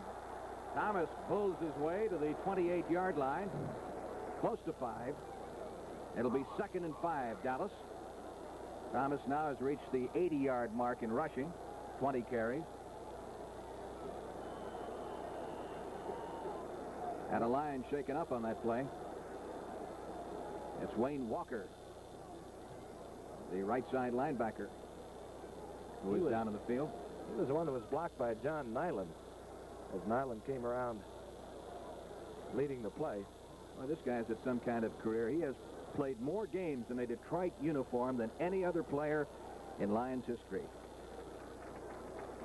He's been there a while, 13 years. He was chasing you around, wasn't he? He's been on top of this little body many times. He's having trouble with his knee.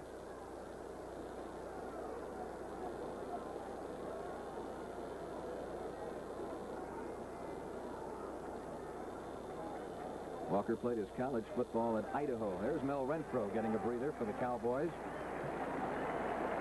Mel was named to the Pro Bowl the other day. Looks like he's in some sort of a problem down there. Cowboy team physician talking things over with him. Well, Walker appears to be okay. Ed Mooney has replaced Walker at the right side linebacking position. You can see Walker probably wants to get back in there. 2nd and 5. Dallas from the 28-yard line. Thomas gets a good block from Garrison and is close for the first down at the 34. And Mike Lucci right there again. Let's look at him again. And Thomas is really a difficult man to bring down. Look at Lucci. He plays off this block of Manders, number 51, trying to block Lucci, and times out that tackle perfectly. Still the first down for the Cowboys. I have an idea they're surprising the Lions with their ability to move the ball on the ground, even though they do not even come close to threatening to score. Dallas 1st and 10 from its 34. Leading 3-0. Thomas going outside to the 40. Up to the 45-yard line. Out of bounds. at the 48. That's another Dallas first down, and that'll put Thomas over 100 yards rushing for the day. Watch number 73. That's Ralph Neely, the left tackle. He's out in front of this, and the Cowboys wasted little or no time attacking the vacated spot by Wayne Walker. Ed Mooney is chasing. He's number 62. I would have to speculate that that would have been his assignment to turn that sweep back to the inside. Cowboys first and 10 from their 47-yard line.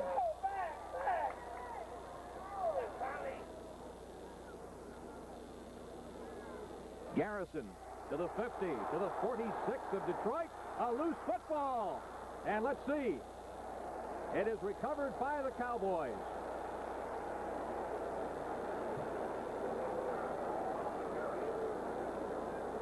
Dallas fall at the 46-yard line, and the play had been whistled dead. Ditka over to the sidelines to confer with Landry about play selection. Pickup of 7 on that last play. 2nd and 3. Dallas now from the Lion 47.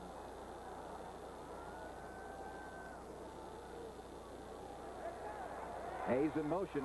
Garrison driving for the first down to the 44-yard line. It'll be close. We pause 5 seconds for station identification.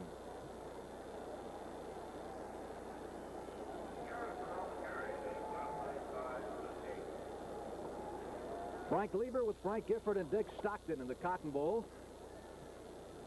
Craig Morton looking over the situation here, as we'll have a measurement. The referee is Jim Tunney. Winner of this game, of course, meets the winner of the San Francisco-Minnesota game. Dallas that much short of the first down, with 3rd down coming up. There's no way of telling yet where the championship game is going to be played in the NFC. That's Herman Weaver, has done such a great job punting the football for Detroit this afternoon. Boy, he's been busy, too. He's kicked the ball 7 times. 51 yards, 51 yards, 57, 61 yards, 44, 51 yards. 3rd and 1 from the Lions 43. Thomas to the 40, to the 35. Last man with a shot at him was number 48, Tom Vaughn, who saved the touchdown as Dallas picks up the first down at the 28. Boy, if the Cowboys go on to win this, they should cut the ball up and give it to these guards. Watch Blaine Nye, 61. He'll be putting the blast on Lem Barney, and it's tough for a big man to block a little man downfield, but look at him do it. Dwayne Thomas playing it beautifully. The Cowboys continue to run. Thomas now with 119 yards rushing and 23 carries. First down from the Detroit 28. Garrison inside the 25 down to the 22. Wayne Walker is back in the ball game for the Lions. Number 28, Uyghur, in on the stop along with Newmoff, number 50. What a good call by the quarterback, Tom Landry, sending in Mike Ditka, faking. They've been using the pitch out. That time they faked it. And when Jerry Rush, the defensive tackle for the Lions, went out, they came with Blaine Nye, trapped him, and moved for 7 yards. Dallas now has 180 yards rushing. Lions have averaged giving up just 82 yards per game. On 2nd and 3, Thomas. He'll be close for the first down once again at the 18-yard line. Let's watch Newmoff on this. We told you they lined their linebackers in funny positions. This time Newmoff way to the inside. That play was designed to go inside with Newmoff in there. They moved to the outside, and Newmoff made the tackle. And again, we're going to be close enough for the measurement. Referee Jim Tunney says bring it in. This drive started back at the 23-yard line. And right now, the way this game is going, a touchdown would look awful big. And some kind of defensive battle. 9 minutes, 51 seconds left to play in the ball game. Dallas with a 1st and 10 from the Detroit 18. You can see what Craig Morton was doing during that timeout.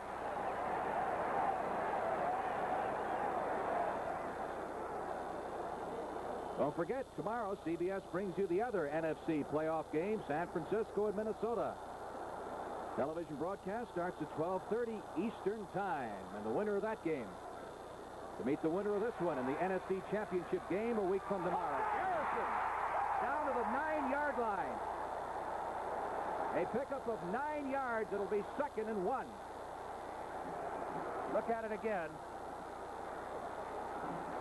Again, Blaine Nye, number 61, Rayfield Wright, 70, the tackle with fine blocks, opening a big hole for Garrison. Nye that time on Mitchell. Rayfield Wright on Karras. 2nd and 1 from the 9. Garrison trying to pick up the first down at the 8.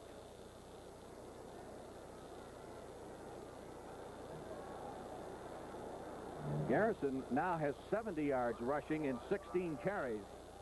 Cowboys have 192 yards on the ground. And again, we'll keep reminding you that the Detroit Lions are the #1 team in the National Football Conference against the rush. And they are having the best part of their game broken down.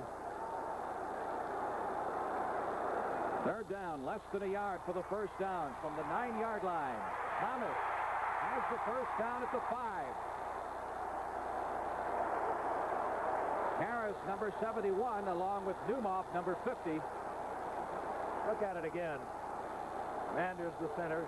61 again, Nye with a big block on Karras. Nye just burying Karras.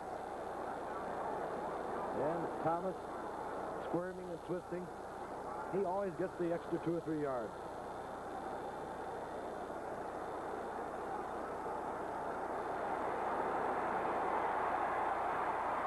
Hayes to the left side, Rucker to the right. The give is to Thomas. He is to the 3. It'll be 2nd and goal from that point. You know, the way Thomas has been going for the Cowboys in the second half of the season, there's really a forgotten man on this Dallas team. That's Calvin Hill, who was Rookie of the Year last year, who is now healthy and just can't get back into the lineup. Calvin Hill has contributed his part, though, even hurt during the season. He picked up 577 yards, and Dwayne Thomas, this is the 6th time this season that he's gone over 100 yards rushing. 2nd and goal from the 3. Thomas to the 1-yard line. It'll be 3rd and goal from the 1. And boy, does he use those guards beautifully. 76 is John Nyland, the left guard. Watch him pull now, 76. Now watch Thomas. He's right on his tail. Blaine Nye cutting off the pursuit behind number 61. Look at this block against LeBeau. And then Thomas just breaking it back to the inside.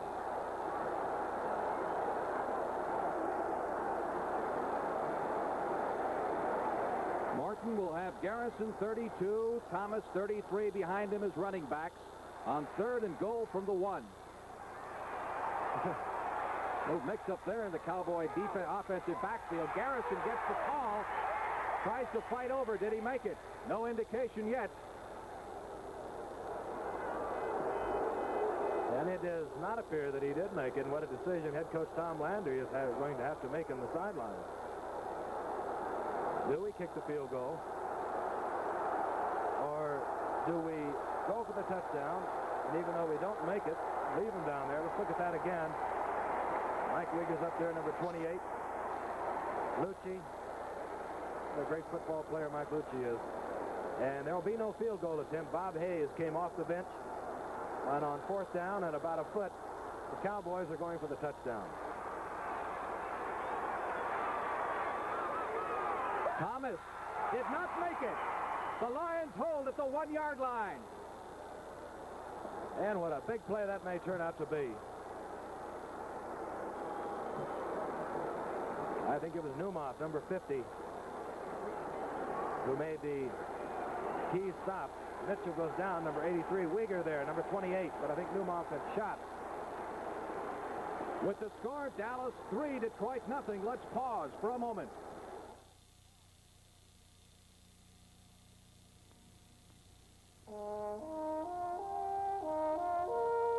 Here's the only place I know of where you get a second chance in life. The International Date Line. Cross it, and you get to spend yesterday all over again. That's worth celebrating. with all the gusto you can grab, even in the beer you drink. Why settle for less? When you're out of Schlitz, you're out of beer.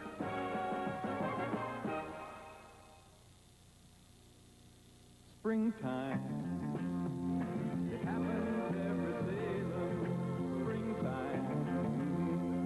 It happens every Salem. Natural menthol, not the artificial kind. That's why Salem tastes springtime soft, springtime fresh. It's only natural. Springtime, yes. It happens every Salem.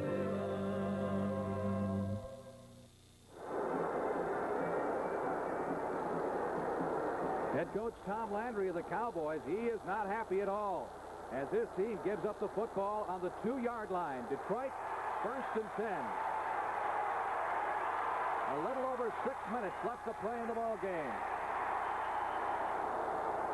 Altie Taylor to the line of scrimmage and no more. He was stacked up by Larry Cole, number 63. 2nd and 10 from the 2. I think what Tom Landry was upset about was not so much missing the touchdown. There was a foul up on that 4th down play. And he was trying to find out what in the world happened. There's Tom Landry's counterpart, Joe Schmidt, across the way. We're getting down to the short strokes of this one. Chuck Hughes replaces Walton at a wide receiver for the Lions. 2nd and 10. Maybe a yard at most for Mel Farr. Again, Cole in there, along with Lilly and Leroy Jordan. Here's Craig Morton, who has hit only 4 out of 18 passes for 38 yards, and his team is winning this football game with a little over 5 minutes to go. Well, I don't know what kind of a call you come up with here. You have a 3rd and 9 situation. You're going to have to throw from your end zone if you're going to pass. You can anticipate tremendous pass rush. And this one came from the bench. Let's see what Joe Schmidt wanted.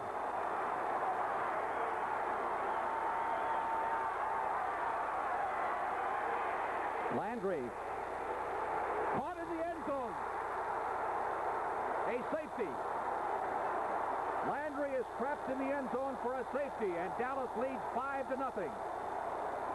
Well, we'll try and pick up the first one for you from ground level. Bob Lilly moving to the inside. Jethro Pugh, 75. They crisscross. And coming from the outside, George Andre. He misses, but Jethro Pugh cinches it. 2 points, and what a big 2 points they are. And, of course, the Lions now with a free kick will have to give up the ball again with 4:45 left to play. Boy, it's altogether fitting and proper, I think. The defensive team gets some points. With the score, Dallas 5, Detroit nothing. Let's pause for a moment.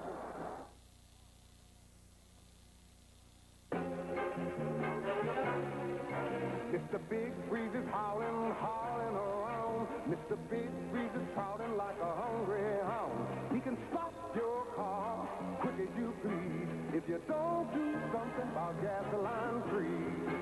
Now there's de-icer in American regular and in lead-free Amoco gasolines. My advice, get de-icer, guard against that gasoline free. My advice, stay with de-icer, forget about that gasoline free. Moisture from the air can settle in your gas line, freeze, and block your gasoline flow.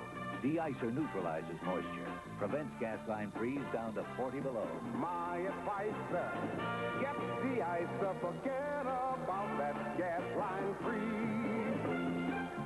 The American Oil Company.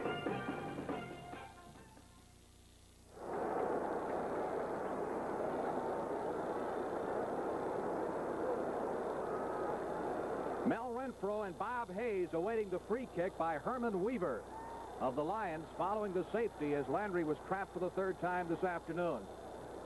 I guess you'd have to say now, chances are pretty good we won't have sudden death with the score 5-0. And the big job, of course, for Detroit is going to be to stop that running game. Dallas being able to control the ball all through the 3rd and the 4th period. Very high kick. Hayes at the 30-yard line. 35, 40. Bob Hayes to the 44.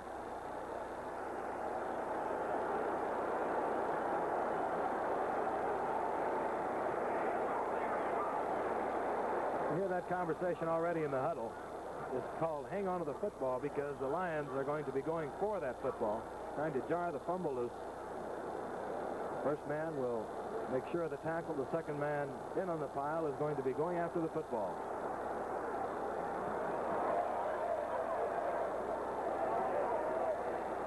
Thomas with Nyland out in front to the 46-yard line, a pickup of 2 yards. It'll be 2nd and 8. There's Greg Landy on the sidelines. He'll have, at this point at least, 3 timeouts to work with.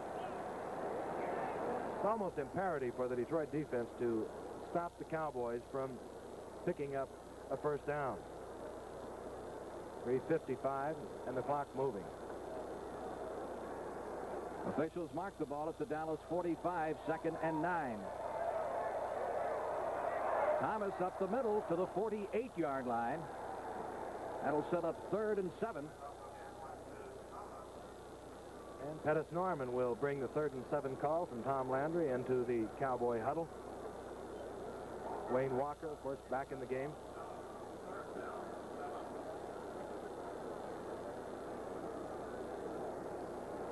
Just a little over 3 minutes left to play in this ball game, and the clock is moving. Dallas from its 47-yard line. 3rd and 7. Morton sends Hayes in motion. To the 50-yard line. Morton is to the 47-yard line. He is a yard away from a first down at the Detroit 47. Lucci, number 53, makes the stop. Clock keeps rolling along with 2 minutes and 50 seconds left to play. And Dallas will be forced to cough up the football, and the Lions will have one last shot at it. And the Lions will have 3 timeouts remaining. They'll also have the 2-minute warning working for them.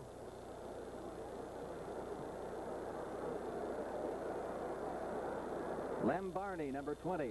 The deep man, the short man, is Tommy Vaughn. Ron Whitby to do the punting.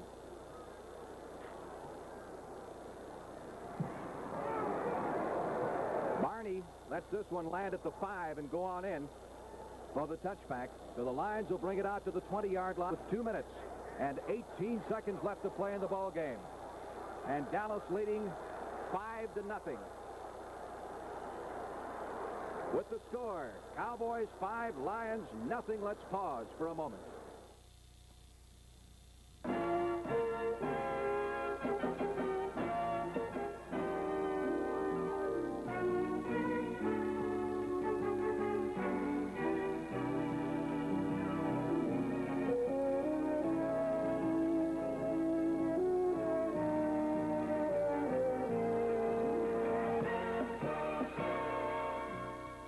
Grab for the gusto while the grabbing's good. The ocean teaches you that. If you don't set sail when the tide goes out, the tide goes out without you.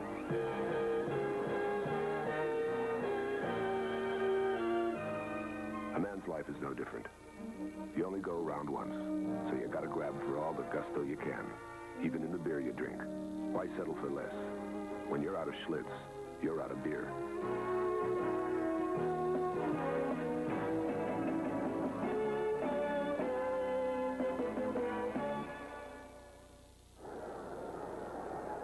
The Detroit Lions have their work cut out for them. 2:18 left to play. They have a 1st and 10 from their 20-yard line. Bill Munson, number 19, has come into the ball game at quarterback for the first time this afternoon.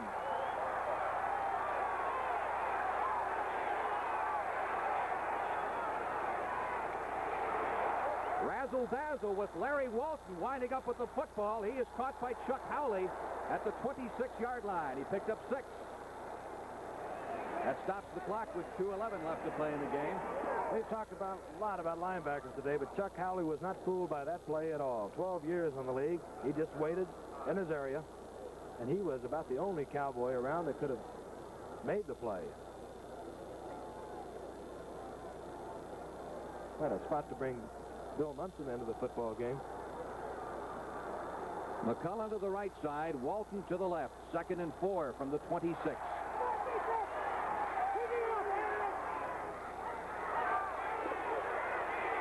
Barr, Lilly, Dave Edwards, Cornell Green making the stop at the line of scrimmage.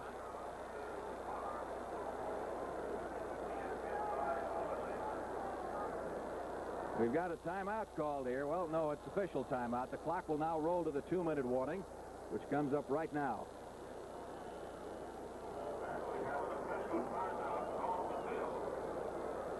That, of course, was the reasoning for that call. Bill Munson knew that he would have the clock stopped for him with the 2-minute warning, so he was not afraid to try and pick up the first down running.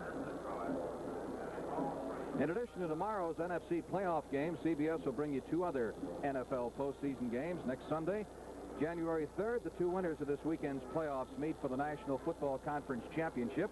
And then on Sunday, January 24th, CBS will bring you the AFC-NFC Pro Bowl game from Los Angeles at 3:30 Eastern Time. Well, the Lions are going to try to score a touchdown and win this football game against a team that has not yielded a touchdown in its last 19 quarters and 13 minutes. And their immediate problem, as Munson comes back from his conference with head coach Joe Schmidt, is a first down. They have 2 downs to pick up 3 downs because at this point in the game, the 4th down doesn't mean anything. D.D. Lewis, number 50, moves into the Cowboy linebacking core, replacing Dave Edwards. As we head back to play, Lions have a 3rd and 3 from their 27-yard line, trailing 5-0. Mike Clark with a 26-yard field goal in the first quarter, and the safety you saw a few moments ago, providing all the scoring.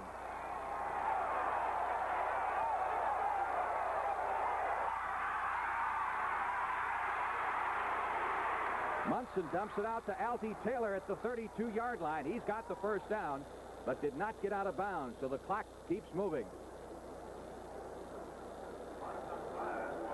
And Detroit, with 3 timeouts remaining, go back into the huddle. Surprisingly, they did not call 2 plays in their huddle. As they continue to use time, the clock is running at 1:30. Hughes is wide to the right side. 1st and 10, Detroit from its 32. Munson for McCullough. He couldn't hold it. Covered by Mel Renfro, and he had Renfro beat. And had he held on to that football, no matter whether he came down inbounds or not, it would have been complete, because you do not have to come down inbounds with 2 feet if you have a defender in contact with you. There's the time remaining, 1 minute and 20 seconds, 2nd and 10. Greg Landry watching from the sidelines now in the waning moments of this ball game. Well, I know that must make him sick, but what a fine performer he's been for the past 5 games. 61% completion. He's 5 out of 12 today for 48 yards. 2nd and 10. Lions from their 32 with 1:20 left.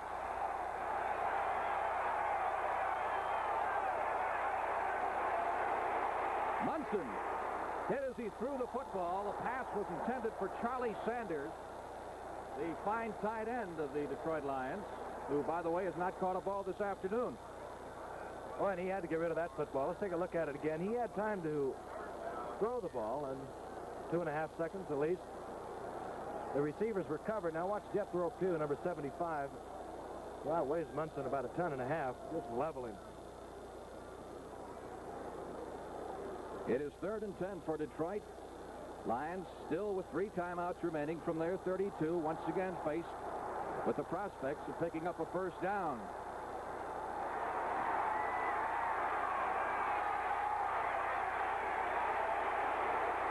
Munson with good protection.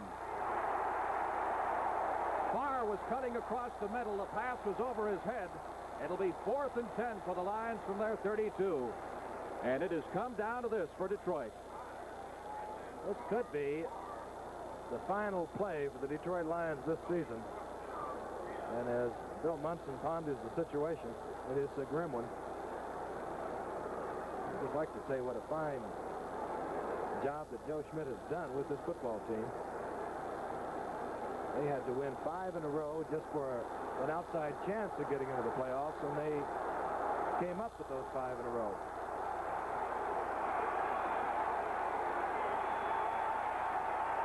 Munson 1 out of 4 since he's come into the ball game, sending Taylor in motion. On 4th down, this is it. McCullough made the catch at the 29-yard line. First down for the Lions. Wow, what a clutch catch by Earl McCullough. He's at the top of your screen. He's covered by Mel Renfro. Double covered. As a matter of fact, as Cornell Green also comes over to help cover. And somehow or other, between the two defenders, he comes down with the football.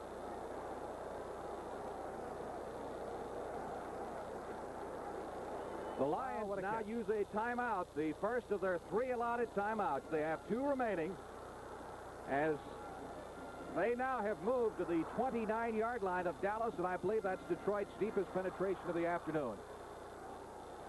They have done nothing offensively.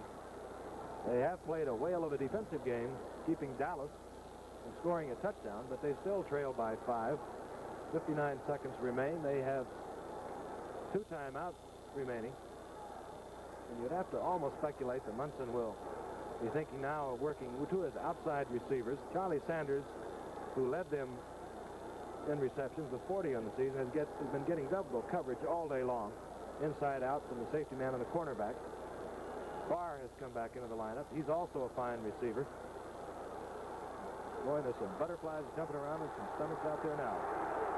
McCullough to the left side, Walton to the right. 1st and 10 from the 29 of Dallas.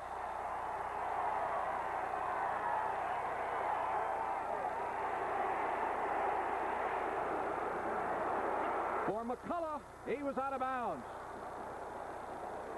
Renfro was over there covering. 53 seconds left to play in the game.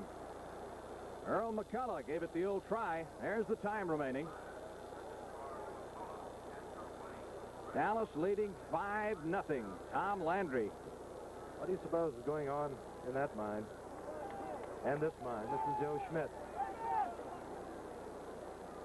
Tom Landry, who has brought the Cowboys to 5 times to the playoffs. 2 great games against Green Bay, 66 and 67. Then beaten by the Cleveland Browns 2 following years. And it's all boiled down to this. 2nd and 10 from the Dallas 29. 53 seconds left.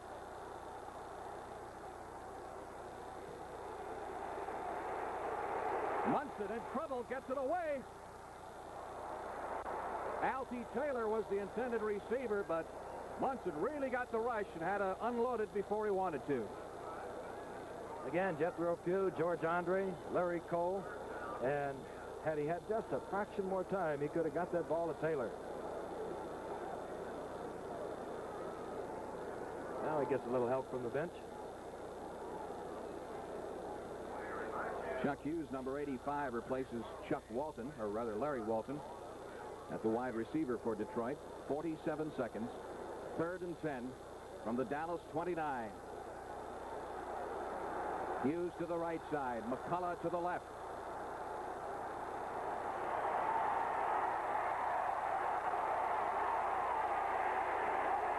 Munson. Intercepted by Renfro. Mel Renfro to the 15-yard line. Across the 20 to the 25.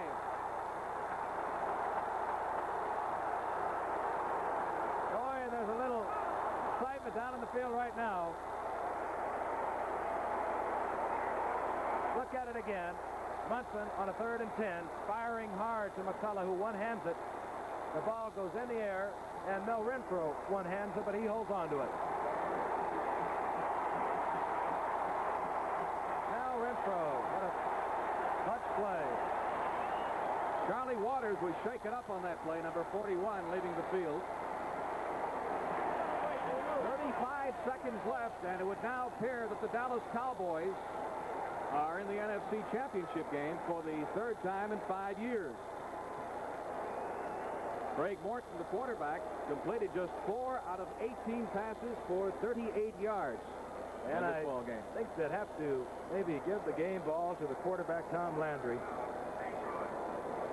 And the offensive line, John Nyland, Blaine Nye, Dave Manders, Rayfield Wright, Ralph Neely. What a job they've done in enabling the Cowboy runners to move the ball against a team that is the best at stopping running in the National Football Conference.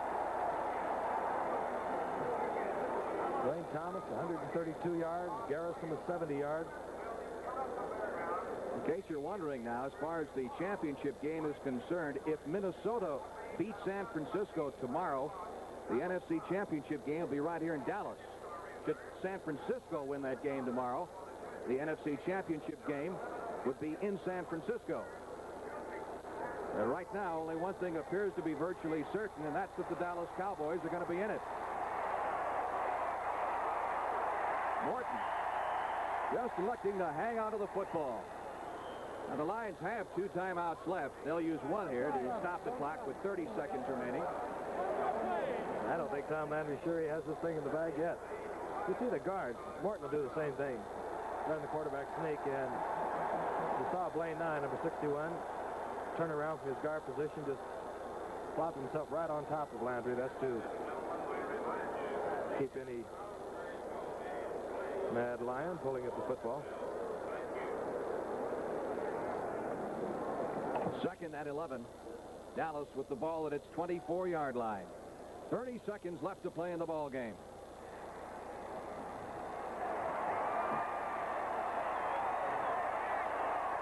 Lions with 1 timeout left. Once again, Morton drops to the turf with the football. And Detroit can stop that clock one more time.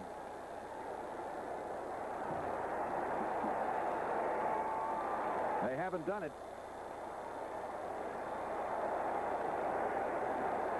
That's going to be it.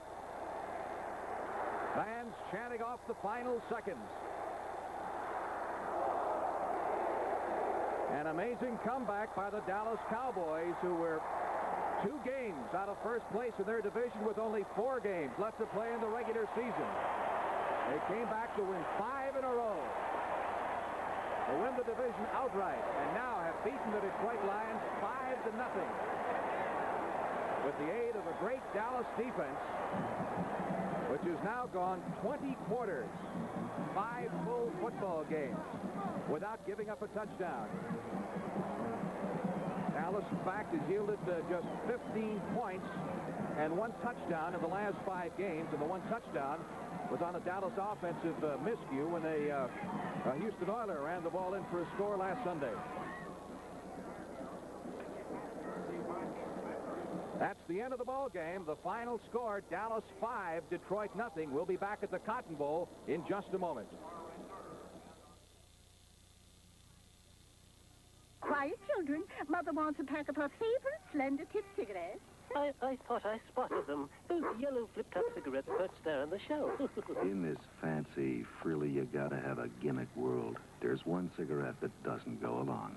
Pack of Camel filters. We're not about to hide our kind of easy taste behind some gimmick.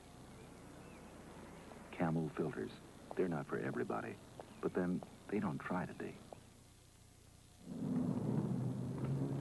Welcome to American Airlines, sir. You, sir. Beautiful. No. Excuse me, sir. Your baggage has been checked through to Los Angeles, sir. Gate 7. Number 7. That's gate number 7. We've made flying American Airlines so simple, all you have to do is drive up to our doorstep. So when you have other things on your mind, it's good to know you're on American Airlines.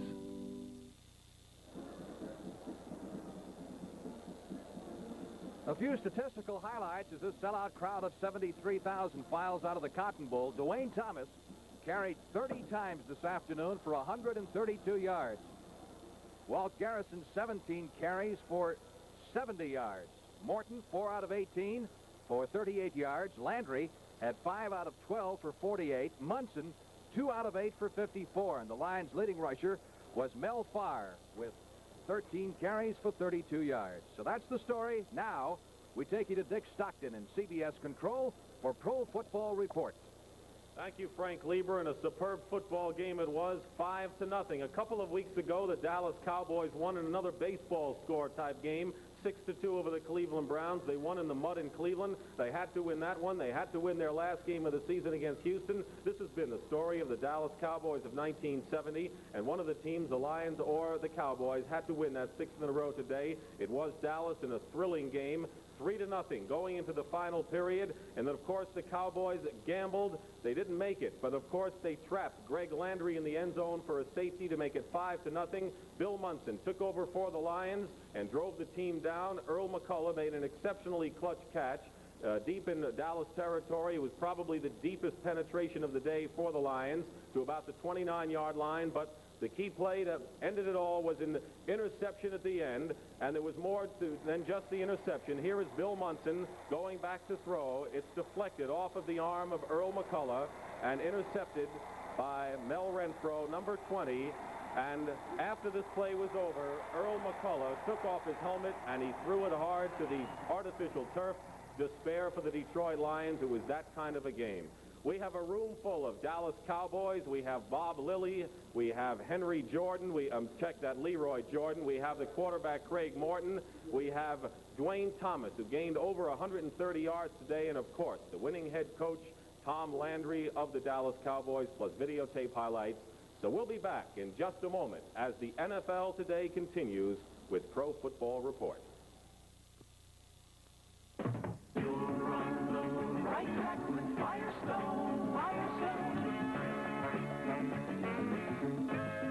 Firestone raised white letter tires for your kind of car, your kind of driving. At your Firestone dealer's High Performance Center. You're on the right track with Firestone. Firestone, the mileage specialist. When you work up a big thirst, you can have a drink, or you can have Gatorade Thirst Quencher. The professional thirst quencher. Other drinks wet down the thirst. Gatorade quenches it. Gatorade is different than juices or fruit drinks or soda pop or water. Research men created it. Thousands of athletes swear by it. Gatorade Thirst Quencher. The professional thirst quencher. Tom Landry, the winning coach, you must be out of breath and you must be excited. Congratulations on winning this very important game. Let me ask you, you've been in so many important contests in your career as a player and as assistant coach and as a head coach. How do you rate this game with them? This is the greatest win that we've ever had, the Dallas Cowboys. I don't think there's any question about it because it was kind of a game. It was a shame either club had to lose because they came from so far back, you know, to get into this playoff. But we're so happy that it was us, of course, that won this thing. And it was a great tribute to the fellas because they played superb ball in these last 5 games, and they were never better than they were today. Tom, your team has not given up a touchdown in some 20 quarters now, which is probably the greatest testimonial to an excellent defense. Today, once again, you stopped the Detroit Lions, and especially you stopped their running attack. What must you say about this defensive club of yours? Well, when the season started this year, I felt like this was the best defensive club we've ever had here. We didn't play it well early, but in the last 4 or 5 games, they've started to play together very well, and they just gelled, and they've done a fantastic job, and you have to credit the defense to win today. It's a great team effort, but I think their safety down there when we tried to gamble and lost was really a big play. Let me ask you about that. It's been said many times that you don't give up the points if you can get them, and at that point, had you made good on a field goal, you would have had a 6-0 lead, and only a touchdown would have beaten you. As it turned out, of course, the gamble didn't work, and it paid off anyway because you trapped Landry for a safety. But why did you decide to go for the points under the circumstance and give up 3 and take the risk of having Detroit perhaps tie the score with a field goal and send it into sudden death? Well, it's not my nature to do this, as you probably would be aware of. I don't listen to fans too much, but I do listen to players some. And I just felt the players wanted to go for it so badly that I just couldn't deny them the chance to do it. Were there key plays, 1 or 2, or maybe just one that you can recall that told you that your club was going to go down to the end, battle to the end of this contest, and it was going to be the kind of game it was? Well, in a game like this, you really can't pick out any key play that would tell you which way it's going to go because the momentum can change so quickly when you got 2 good teams working there, and I really couldn't pick out any one thing. I knew when we ran the ball so well, you know, in the 3rd quarter and into the 4th quarter there, I knew that our chances were very good to win at that time. Was this not a day for passing? Well, it was a day for passing. We weren't really too successful throwing the ball, and neither was Detroit, but I think it was more to the excellent defenses that were working out there than anything else. I think a lot of time the news media, build up and glorify teams. You won 5 in a row to get here, and now you've won 6 in a row. What happens? So where do you draw the line? Where does the team cross the line where they decide that they're not going to give up and play out the season? Where do they decide that they are going to come back and battle despite the adversity? Well, I would pinpoint that point as the St. Louis game when we got beat 38-0.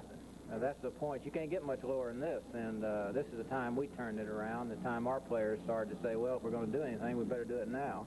And they just did an amazing job. Finally, Coach, I have to ask you this.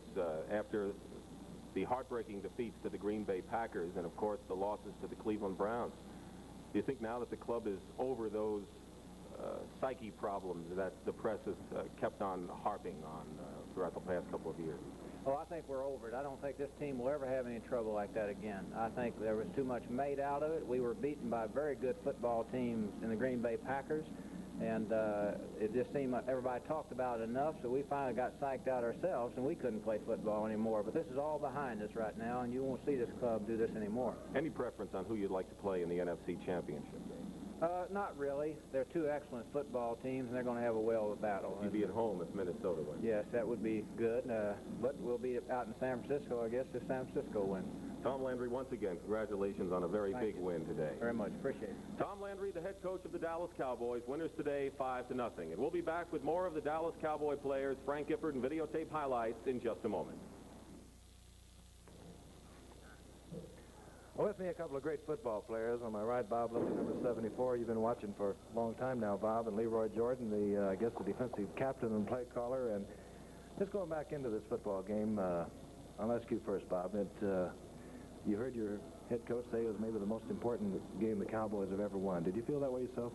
Well, of course, I definitely did. And, we've been through so much in the last 4 years, and especially the last 2 years with the Cleveland playoffs, that this was an extremely important game as far as I was concerned, and I know it was as far as my teammates were concerned. So we feel that we finally are of age, and we're ready to battle anybody, I believe.